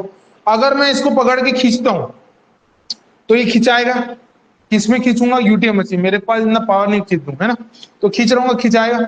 इसका लेंथ बढ़ेगा तो इसका डाया में चेंज आएगा कि नहीं आएगा? अंडरस्टूड सी बात है, इसी को हम लोग पढ़ते हैं, यही स्ट्रेन है। जब हम लोगों को 3 डायरेक्शन में जो काम करता है यही है। कोई भी चीज को अपन खींचते हैं, जैसे आप एक च्युइंगम को पकड़ लो, च्युइंगम को खींचोगे तो जाहिर सी बात है जैसे खींचता है लेंथ बढ़ रही तो डाया कम होता है, ऐसा तो नहीं डाया बढ़, और उसी को दबाओगे तो क्या होगा, लेंथ कम होगा तो डाया बढ़ेगा। अरे बोलो बात क्लियर है? तो ये अंडरस्टूड सी बात है, चेंजेस दिखना पड़ता है, वो 3D में दिखता है, ठीक है, क्लियर है। तो यहीं पर हम लोग अगर गेज लेंथ देखें और गेज डाया देखें, मतलब क्या है कि गेज लेंथ अगर बढ़ रहा है और गेज डाया कम होगा, अरे यार लेंथ बढ़ेगा तो डाया कम होगा ना, इसलिए वैल्यू हमेशा क्या होगा, डिनोमिनेटर कम है और न्यूमरेटर बढ़ा हुआ है तो वैल्यू क्या आएगी, ज्यादा आएगी। तो इसलिए value gauge length upon gauge dia देखा गया है कितना होता है, 4। तो gauge length upon gauge dia क्या होता है, 4। ये पॉइंट को लिख लीजिएगा। और गेज लिखा, लेंथ पूछा आपको जनरली कितना होता है, तो gauge length L0 is equal to 5.65 root of A. A क्या होगा, area of the cross section.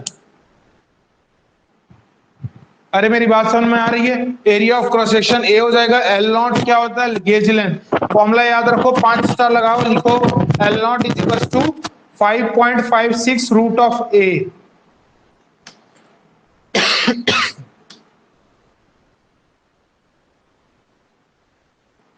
ठीक है, तो गेज लेंथ याद रखो क्या होता है, 5.56 रूट ऑफ ए। ये एक बार पूछा हुआ है व्यापम, डायरेक्ट फॉर्मूला। अरे लिखा तो सही हूं, बात पकड़ रहे थे। 5.65।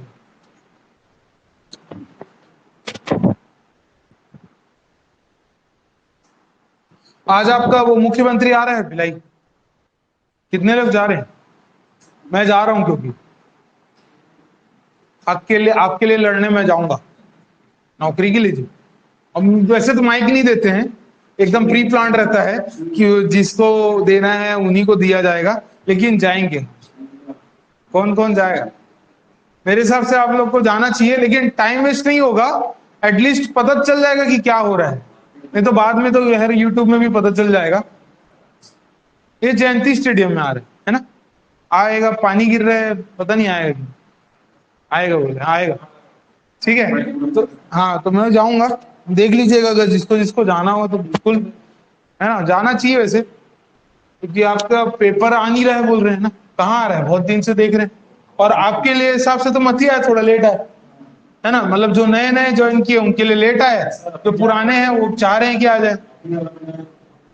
हाँ ये भी है कि अक्टूबर में आपका आचार संहिता लग जाएगा, फर्स्ट वीक से, और फिर आचार संहिता में फिर कुछ नहीं होगा, वैकेंसी नहीं आती है, एग्जाम हो जाता है वैकेंसी, और एग्जाम भी नहीं हो सकता क्योंकि पूरे अधिकारी लोग जो आके चेक करने रहते हैं उनकी ड्यूटी लगी रहती है, इलेक्शन ड्यूटी, है ना, तो वो नहीं आ सकते, है ना, तो एग्जाम भी नहीं हो पाता है। ऐसे बोलने के लिए हो जाता है लेकिन नहीं हो पाता, इनडायरेक्टली।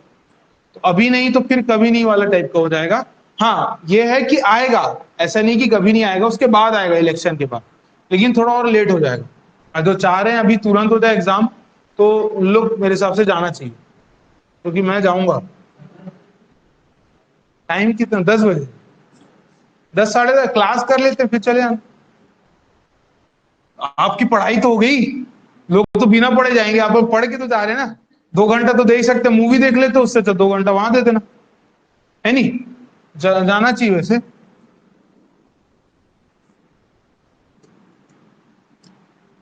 हालांकि बोलने कुछ नहीं मिलेगा, ये पत्थर की लकीर है, ना माइक मिलेगा ना कुछ मिलेगा, बस सुनने मिल पाएगा। तो पहले से प्लान रहता है किसको देना है माइक, कौन कितना बोलेगा और क्या बोलेगा। ठीक है, पूरा एकदम स्क्रिप्ट लिखा रहता है। ठीक है, चलिए आगे देखिए क्या लिखा है। Mild steel stress strain curve, ये तो एकदम बयां है, सबको पता है माइल्ड स्ट्रेस स्ट्रेन कर्व क्या होता है। आज है ना अपन यही स्ट्रेस स्ट्रेन कर्व पढ़ लेते हैं यहां तक। कल से हम लोग आगे पढ़ेंगे, लेकिन आज इसके बाद है ना एस्टिमेट कॉस्टिंग का क्वेश्चन कर लेते हैं, क्योंकि बचा है ना बेटा, उसको भी कराना है, क्योंकि बन रहा है कि नहीं बन रहा है एस्टिमेट कॉस्टिंग, पूरे क्वेश्चन बन जा रहे हैं, तो नहीं करवाऊं फिर इसी को पढ़ाओ। हाँ नहीं बनेगा ना, ठीक है बन बता दूंगा।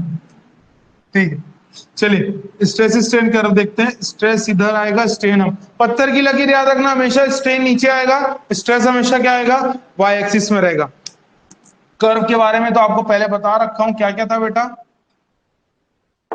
देखो एक चीज याद रखो, कभी भी जब भी ये बनेगा, इसको इसके पास से चिपका के बनाना है ना, कभी भी ऐसा फैला करके नहीं बनाना है, ये पॉइंट अपने आप में गलत है। ठीक है, अगर एकदम अच्छे से देखें तो ये गलत है, बिल्कुल 100% गलत है, क्योंकि हमको इतना ज्यादा स्ट्रेन नहीं दिखने को मिलता है माइल्ड स्टील में। ठीक है, अब देखो क्या होता है, ये 0 पॉइंट से स्टार्ट कर रहे हैं, ये देखो आपका स्ट्रेस बढ़ते जा रहा है, स्ट्रेन फैलाव बढ़ते जा रही है। अब इसका अगर मैं एक कर्व उठा के देखूंगा तो ऐसा करके कुछ कर्व बनेगा, अंदर में स्लोप, बोलो हाँ या ना। यही इसका स्लोप ही आपको सब चीज बयां कर देगा। इसका स्लोप क्या बताएगा, स्लोप क्या बताएगा? देखो बेटा ये क्या है, स्ट्रेस, ये क्या है, स्ट्रेन, अरे बोलते ही नहीं हो, और इससे बनने वाला ये स्लोप है, ये यही तो आपको निकाल रहे हो हैं, और यही उसकी क्या होगी, इलास्टिसिटी। बात समझ में आ रही है? अब इन्हीं से बनने वाला कर्व को, इसी को मैं क्या बोलूंगा, अरे बोलो बात समझ में आ रही है? देखो ना, ये स्ट्रेन हो गया, ये स्ट्रेस हो गया, तो स्लोप अंडर द कर्व, जो स्लोप बनता है उसी को हम लोग क्या बोलते हैं, इलास्टिसिटी। ठीक, अब देखो आगे में और क्या होता है, तो यहां पर हमको ये चीज समझ में आ गया। अब देखो एक एक पॉइंट को, अगर मैं इसको पॉइंट को मार्क कर दूं,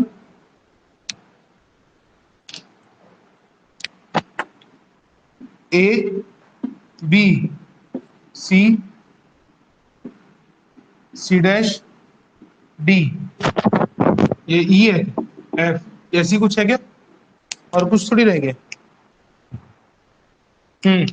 देखो अपने को यहां तक ए पॉइंट तक क्या लिखा है, 0 से ए तक को कौन से पॉइंट बोले हैं, प्रोपोर्शनैलिटी, और ए से बी वाले को क्या बोले, इलास्टिक जोन करके लिखा है, इलास्टिक लिमिट बोल लो। अरे बोलो बात क्लियर है, इलास्टिक लिमिट है। उसके ऊपर वाले पॉइंट को क्या बोलते हैं, अपर यील्ड पॉइंट, अपर यील्ड पॉइंट। अब यील्ड पॉइंट मतलब क्या हुआ बोलो, जिसमें वापस से वो शेप ना आ जाए, मतलब सीधा से प्लास्टिसिटी नहीं बोल देना, मतलब ये बोलना कि खींचे तो वापस से वो शेप ना आ जाए, और अगर वापस से वो शेप आ रहा है तो क्या कहलाएगा, इलास्टिक, और नहीं आ रहा है तो क्या कहलाएगा, प्लास्टिक। और अपर यील्ड पॉइंट ये कहलाएगा, लोअर यील्ड पॉइंट क्या कहलाएगा, या लिखो, इसको क्या बोलेंगे, लोअर यील्ड पॉइंट, इसको क्या बोलेंगे, या लिखो, प्लास्टिक जोन। क्यों प्लास्टिक जोन बोल रहे हैं, देखो तो बेटा, सी और डी के लाइन को देखो, अगर ऐसे वर्टिकली ड्रॉप करते हैं तो यहां पर क्या हो रहा है, देखो स्ट्रेस यहां पर क्या है, तो इस पॉइंट पे मैं ये लिखना सही है कि स्ट्रेस आपका कांस्टेंट है और स्ट्रेन एकदम कंटिन्यूसली इंक्रीज हो रहा है। मतलब वही चीज हुई कि आपने एक चीज को लगा के रखा हुआ है, ये अपने आप फैलता जा रहा है, फैलता जा रहा है, फैलता जा रहा है। ठीक है ना, तो क्या हो रहा है इसमें, इसमें स्ट्रेस आपने इंक्रीज नहीं करना है, स्ट्रेस कांस्टेंट और इलास्टिसिटी क्या, प्लास्टिसिटी क्या हो रही, बढ़ते जा रही। आ रहा है बात समझ में? अब इसके पॉइंट के बाद कोई भी चीज क्या होगा, यहां पर स्ट्रेन हार्डनिंग, ये वाला पॉइंट क्या कहलाता है, अल्टीमेट स्ट्रेस, या अल्टीमेट स्ट्रेस मत बोलो, अल्टीमेट पॉइंट बोलो। ये वाला क्या कहलाता है, स्ट्रेन सॉफ्टनिंग। और ये वाला क्या कहलाता है? रप्चर या फ्रैक्चर पॉइंट। रप्चर फ्रैक्चर जो बोलना है फुल। ठीक है, अब इसको समझते हैं क्या क्या है। तो यहां तक तो क्लियर है कि ओ से ए वाला प्रोपोर्शनैलिटी लगा है, मतलब क्या होगा कि यहां पर हुक्स लॉ ओबे कर रहा होगा, stress is directly proportion to strain within the elastic limit, मतलब यहां से यहां तक की का मैं बोल दूंगा इलास्टिक लिमिट के अंदर तक पूरा हुक्स लॉ चल रहा है। ठीक है, प्रोपोर्शनैलिटी लिमिट याद रखोगी जब तक हुक्स लॉ एप्लीकेबल है। क्लियर है? अब देखो यहां तक बढ़ने के बाद अपन अपर यील्ड पॉइंट में जाते हैं, जहां पर क्या हुआ होगा अपर यील्ड पॉइंट में अपने को प्लास्टिसिटी दिखा होगा, प्लास्टिक नेचर पे आ गया होगा, वहां से गिरावट हुई है तो ये लोअर पॉइंट हो गया। उसके बाद देखो यहां से यहां तक बस वो फैल रहा है, सिंपली फैल रहा है। अब उसके बाद देखो यहां से यहां तक, अब ये चीज तो याद रखो, कोई भी चीज जब भी हम लोग करते हैं, मतलब अगर किसी भी चीज को खींच रहे होंगे, जब वो हद से ज्यादा खींचता है तो देखियो थोड़ा सा छू के देखो गर्म टाइप का हो जाता है, गर्म होता है मतलब हार्ड होने लग जाता है, तो ये वाले पॉइंट पे वो हार्ड पे चले जाता है। ठीक है, उसके बाद वो अल्टीमेट पॉइंट पे आता है, वो उसका लास्ट स्ट्रेस होगा, उसका लास्ट बल वही होगा कि उसके बाद अगर और उस पर लगा कुछ चीज तो वो टूट जाना है। और उसके बाद फटाक से देखो आपको स्ट्रेस गिरता हुआ दिख रहा है, गिर रहा है कि नहीं, यहां पर स्ट्रेस है वो गिरता हुआ दिखेगा। फिर एक पॉइंट पे क्या होगा, वो वहां से टूट जाएगा, जिसको रप्चर बोलेंगे, या अपन ये जनरली देखो। अच्छा, ये एक पॉइंट को समझने के लिए आप देखो सिंपल से कि अगर इस पॉइंट को मैं समझता हूं तो ये कुछ एक ऐसा पेन है जिसको अगर मैं ऐसा खींच खींच के योग किया हूं, यहां पर देख रहे हो क्या कुछ दिख रहा है पतला सा, क्या हुआ, इसी को नेकिंग सिस्टम बोलते हैं। नेकिंग मतलब समझ में आ रहा है, हल्का सा पतला हो गया है। आपका गर्दन क्या है, अगर आदमी को मरना है तो कैसे मरेगा, गला दबा दो, है ना, या आपका कोई भी, अरे नैरो पोर्शन ही दबा पाओगे ना, कमर दबाने से थोड़ी मर जाएगा। बात समझ में मैं क्या बोल रहा हूं? तो नेकिंग पोर्शन मतलब क्लियर है। ठीक है, तो यही नेकिंग सिस्टम हो जाता है। तो नेकिंग सिस्टम में जनरली क्या होता है, ये कौन सा पॉइंट आ जाएगा, कहीं लगभग आप इस पॉइंट पे पहुंच गए। ठीक है, और उसके बाद अचानक से क्या होता है, यहाँ पर पोर्शन सॉफ्ट रहते हैं, इसलिए यहाँ पर अपन क्या पढ़े, स्ट्रेंथ सॉफ्टनिंग, और वो फिर वो लास्ट पॉइंट होता है। इसके बाद और अगर अपन करेंगे तो ये टूट जाएगा। क्लियर हो रहा है मैं क्या बोल रहा हूं? तो नेकिंग सिस्टम को याद रखेगा। ठीक है, अब देखो क्या है जनरली, तो अगर इसको एक एक बार पढ़ के देखते हैं क्या है, कोई भी चीज जब भी होती है मतलब टूटने वाली रहती है तो वो पहले गर्म होता है, तो गर्म होता है मतलब वहां पर हार्ड हो जाएगा, फिर वो कौन से पॉइंट में जाएगा, एक अपनी लास्ट स्ट्रेस वाले पॉइंट में चले जाएगा, और वहां से फिर वो क्या होता है, अचानक से सॉफ्ट हो जाता है। अच्छा, ये देखियोगे पॉइंट, जब भी आपकी मशीन ऐसा ही होता है ना, यूटीएम मशीन में अपन दबा रहे हैं, वो दबते आता है, जब से एक पॉइंट पे जाके वो रुक जाता है और उसी की रीडिंग को लेते हो। नहीं देखे हो क्या, दो टोक डायल गेज लगा रहता है, एक जाके रुकता है और एक कंटिन्यूसली बढ़ता है। एक जो रुक जाता है वही उसका लास्ट पॉइंट होता है, और फिर कंटिन्यूसली जो बढ़ता है वो ऑलरेडी आगे के पॉइंट को झेलता है, वो अल्टीमेट स्ट्रेस तक लेके जाता है, और फिर वहां से वो क्या हो जाता है, टूट जाता है। यूटीएम मशीन सब लोग देखे हैं, उसमें दो डायल गेज देखे हैं, एक रेड कलर का रहता है और एक ब्लू कलर का रहता है, देखे हो कि नहीं देखे हो? देखे हो ना, तो ये वही चीज है। ठीक है, चलिए, तो आपका टेन थीटा क्या हो जाएगा, टेन थीटा मतलब ये स्लोप यार, थीटा तो क्या होगा, del X by del Y, तो यही वही होगा। यहां पर क्या होगा, परपेंडिकुलर अपन बेस, परपेंडिकुलर क्या है, सिग्मा, बेस क्या है, स्ट्रेन है ना, तो यही बराबर क्या हो जाएगा, अरे बोलो ना, तभी तो हुक्स लॉ बन रहा है, तो E is equal to E into epsilon. ठीक है, चलिए, तो स्लोप अंडर द कर्व क्या देता है, तो मॉडुलस ऑफ इलास्टिसिटी देती है। ठीक है, या इसी को यंग्स मॉडुलस बोलते हो।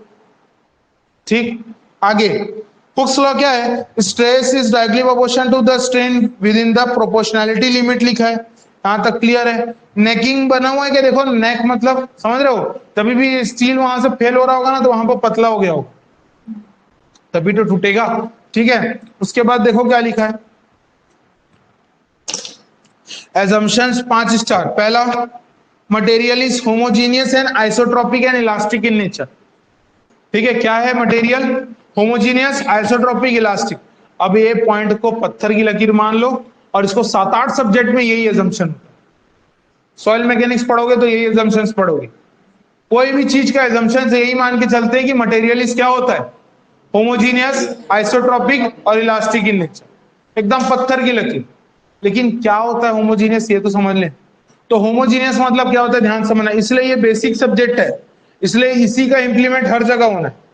आप कोई भी मटेरियल पढ़ लो, आप आरसीसी पढ़ लो, आप स्टील पढ़ लो, आप क्या बोलते हैं सॉइल मैकेनिक्स पढ़ लो, पहला assumption आप यही पाओगे क्या कि मटेरियल क्या है, होमोजीनियस है, इलास्टिक इन नेचर, मतलब आइसोट्रोपिक और इलास्टिक इन नेचर, ये मान के चलते हैं। तो पहला पॉइंट क्या लिखा है देखो, होमोजीनियस। होमोजीनियस क्या है, the properties are same in each point, का मतलब क्या है, कोई भी एक पार्टिकल का कण उठा लो, वो वैसे ही बिहेव करेगा जैसे दूसरे पार्टिकल का कण करेगा, मतलब उसी पार्टिकल का दूसरा कण करेगा। बात समझ में आ रही है। अगर मैं कंक्रीट उठाता हूं तो कंक्रीट का एक कण उठाऊं, एक पार्टिकल उठाऊं, वैसे ही उसी कंक्रीट का दूसरा पार्टिकल, दोनों की प्रॉपर्टी सेम होगी, उसी को हम लोग क्या बोलते हैं, होमोजीनियस।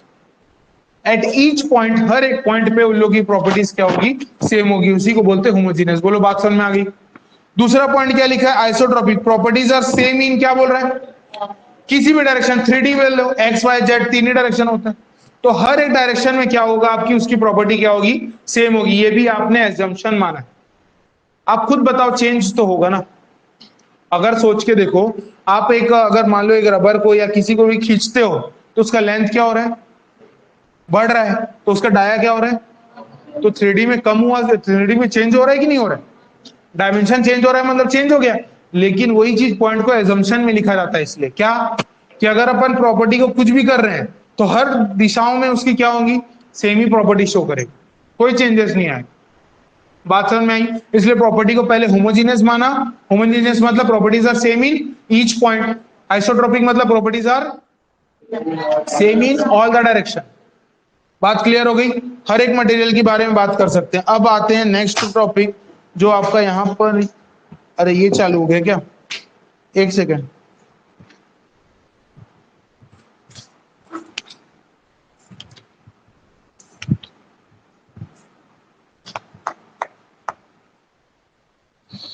अच्छा, एक ऑर्थोट्रोपिक और एलियोट्रोपिक भी होता है और एनाइसोट्रोपिक होता है, उसी को बोलते हैं। ठीक है, ये पॉइंट को भी बताऊं कि बाद में बताऊं, चलो बाद में बताता हूं, अभी तो इसको पढ़ रहा हूं, छोड़ो। अब आ जाओ वापस से लिमिट वाले में। तो ओ से ए को क्या बोले हम लोग, प्रोपोर्शनैलिटी लिमिट। तो क्या लिखा है देखो, greatest stress at which the material is capable of sustaining the applied load without deforming और without मतलब उसमें किसी प्रकार का क्या होगा, कोई चेंजेस नहीं दिख रहा है, मतलब खींचे हैं तो वापस से उसी पॉइंट पे आ जा रहा है, मतलब कौन से जोन पे, प्लास्टिक इलास्टिक जोन पे, तो वहां पर हुक्स लॉ वैलिड करेगा, तो वही वाले पॉइंट ओ ए पॉइंट रहेगा। अब ए और बी पॉइंट को क्या बोले, इलास्टिक पॉइंट का मतलब क्या है देखो, it is a maximum stress, maximum stress को गोला लगाना, at which a specimen may be subjected to return to its original, return to its क्या लिखा है, ओरिजिनल शेप या लेंथ। बात समझ में आ रहा है, वापस से उसी पॉइंट पे आ गया है, तो ये कौन सा जोन कहलाएगा, इलास्टिक जोन। क्लियर है। जैसे ही हम लोग स्ट्रेस छोड़ते हैं तो वापस से वही जगह आता है। अच्छा ये बताओ, रबर देखियो, रबर, रबर को खींचते हो वापस से वहीं आ जाता है क्या, आ जाता है। तो मटेरियल कैसा होगा वो, प्लास्टिक मटेरियल में गिना जाएगा कि नहीं गिना जाएगा, ठीक है। अच्छा उसका नेचर क्या, ब्रिटल में आता है कि डक्टाइल में आता है, तो ब्रिटल में आता है। रबर एक ब्रिटल मटेरियल होता है, ठीक है, आगे पढ़ेंगे, आगे समझ में आएगा, ठीक है। चलिए यहां तक क्लियर है। अब देखो सी से सी डैश वाला पॉइंट, सी से सी डैश वाला नीचे गिरता वाला पॉइंट, क्या लिखा है इसमें, it is the point on the stress strain curve on which there is a sudden increase in length. क्या बोल रहा है बेटा, there is a sudden increase in length, अचानक से इसका लेंथ को बढ़ेगा, अचानक से बढ़ा हुआ लेंथ दिखेगा, मतलब क्या हो जाएगा, sudden increase in length. And तो सडन इंक्रीज इन लेंथ मतलब सडन इंक्रीज इन स्ट्रेन होगा, विदाउट करस्पॉन्डिंग द क्या लिखा है, इंक्रीज इन स्ट्रेस। मतलब अचानक से कोई एक पॉइंट पे मैं अगर किसी चीज को खींच रहा हूं, अचानक से एकदम से स्पीड से बढ़ गया, लेकिन मैं खिंचाव उतने का ही रखा हूं, लेकिन बढ़ ज्यादा जा रहा है, उस वाले पॉइंट को मैं क्या बोलूंगा, अपर एल्ड पॉइंट से लोअर एल्ड पॉइंट में आने। अरे बोलो बात क्लियर है, ठीक है। लेकिन उसका लेंथ में चेंजेस आ गया, क्या वो वापस उस शेप पे जा पाएगा, नहीं जा पाएगा, तो वो कौन सा जोन कहलाएगा, प्लास्टिक। मतलब इसके बाद बी पॉइंट के बाद कोई भी चीज को अगर आप खींचते हो तो वापस से वो कभी भी वो बी पॉइंट को अटेन नहीं छू पाएगा। बात क्लियर है? उसके बाद वो क्या होगा, सीधा फैलता ही जाएगा, कभी भी सिकुड़ेगा नहीं। क्लियर हो गया कि नहीं हो गया? ठीक है। अब यहां पर not all the material shows the yield point, 5 star लगाना। हर एक मटेरियल यील्ड पॉइंट शो नहीं कर पाता, और जो नहीं कर पाता उसके लिए हम लोग एक नया स्ट्रेस लगाते हैं, जिसका नाम पढ़ेंगे कौन सा स्ट्रेस? Proof stress. जो मटेरियल का यील्ड पॉइंट हमको नहीं पता होता या नहीं शो होता है, उसका हम लोग जब भी स्ट्रेस निकालते हैं तो उसके लिए हम लोग प्रूफ स्ट्रेस लगाते हैं। अब ये क्या होता है इसको आगे समझेंगे। यहां तक तो क्लियर है? बोलो हाँ या ना। ये पॉइंट बस याद रखना, जिसका यील्ड पॉइंट नहीं पता रहता तो क्या करना पड़ता है, उसके लिए प्रूफ स्ट्रेस लगाना पड़ता है, याद रखिएगा, है ना। Next, a point at which the material exceeds the elastic limit and will not return to its original shape, को गोला लगा लेना, 5 स्टार लगा लेना। हमेशा कोई भी इलास्टिक लिमिट पहुंच गया तो वापस से वो अपनी उसमें नहीं आ पाएगा, उसी को हम लोग क्या बोलेंगे? Yield point. बोलो बात क्लियर है? नेक्स्ट पॉइंट, प्लास्टिक स्टेट कौन सा स्टेट है? सीडी वाला जी। सीडी वाले में क्या लिखा है? स्ट्रेस कांस्टेंट और स्ट्रेन क्या हो रहा है? स्ट्रेन मतलब लंबे अपने आप बढ़ते जा रहा है। ये वही पॉइंट हुआ कि मैंने जब स्ट्रेस लगाना छोड़ दिया, स्ट्रेस धीरे धीरे कम होते जा रहा है, लेकिन तभी भी आपका खिंचाव होते जा रहा था, वो सडन एनलार्जमेंट यहाँ पर दिखा। ठीक है। उसके बाद यहां से यहां तक के बीच में क्या हुआ है कि आपने स्ट्रेस को कांस्टेंट कर दिया कि 100 किलोमीटर लगाया तो 100 का लगा के किलोमीटर पर मीटर स्क्वायर का लगा के छोड़ दिया, तो ये अपने आप फैलते जा रहा है। तो ये कौन सा कहलाएगा? प्लास्टिक। ठीक है। उसके बाद आगे बढ़ते हैं, देखो ई पॉइंट, डी पॉइंट क्या लिखा है? Strain hardening. यहां पर क्या हो रहा है? स्ट्रेन हार्ड होगा। स्ट्रेन हार्ड होगा मतलब और उसमें क्या आएगी? स्ट्रेस बढ़ते रहेगी, कम हो रही है। स्ट्रेस बढ़ रही है और साथ साथ स्ट्रेन भी बढ़ रहा है, लेकिन जो स्ट्रेन बढ़ रहा होगा वो बहुत ही कम है। अब पढ़ के देखते हैं क्या। It is the strengthening of the material by the material by plastic deformation because of irregular movement of crystal structure of material. मतलब क्या हुआ? इसमें पूरा का पूरा पार्टिकल आपका क्या होने लगेगा? हार्ड होने लगेगा। इसलिए पढ़ें स्ट्रेन हार्डनिंग। स्ट्रेन हार्डनिंग में आपका ज्यादा एलोंगेशन या बोले जाए लेंथ आपको नहीं दिखेगी, बहुत ही कम लेंथ का वो बढ़ेगा, लेकिन स्ट्रेस आपका क्या हो रही है? बढ़ते जा रही है। बात समझ में आ गई? तो उतना पॉइंट को अपन क्या बोलेंगे? Strain hardening. उसके बाद पॉइंट आते हैं ई point.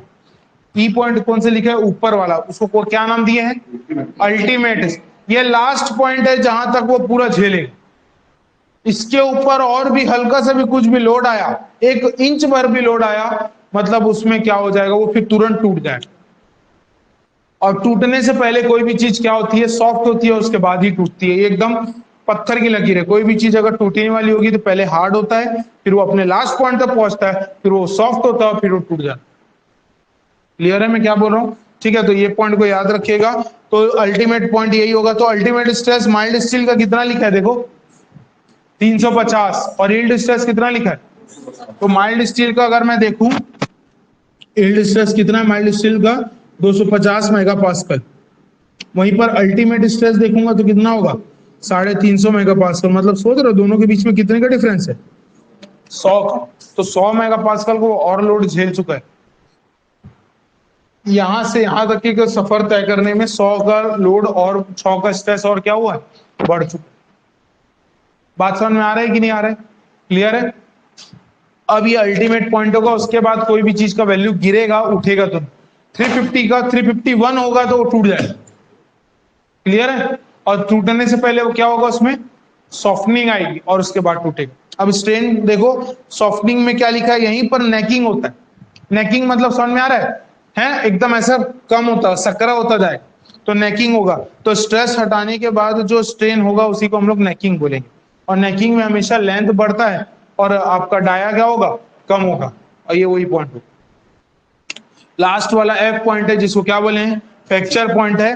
Breaking point, fracture point, rupture point, ये वो पॉइंट है जहां पर मटेरियल क्या हो जाती है? फेल हो जाती है। उसके बाद वो और आगे नहीं काम कर सकती। यहां तक किसी को पॉइंट क्लियर है कि नहीं है? कोई ऐसा क्लियर है? अब आप एक काम करेंगे, सीधे सीक्वेंस में जमाना है। सीक्वेंस में जमाइए। इसको कैसे जमेगा? तो सीक्वेंस में जमाने आएगा तो पहला पॉइंट क्या लिखेगा? प्रोपोर्शनैलिटी, फिर इलास्टिक, फिर upper yield point, lower yield point, फिर प्लास्टिक, फिर आपका स्ट्रेन हार्डनिंग, अल्टीमेट स्ट्रेस, फिर आपका स्ट्रेंथ सॉफ्टनिंग, फिर क्या आएगा स्ट्रक्चर। इसको सीक्वेंस में लिख लीजिएगा, लिखने को आता है, बाकी याद तो हो ही गया होगा।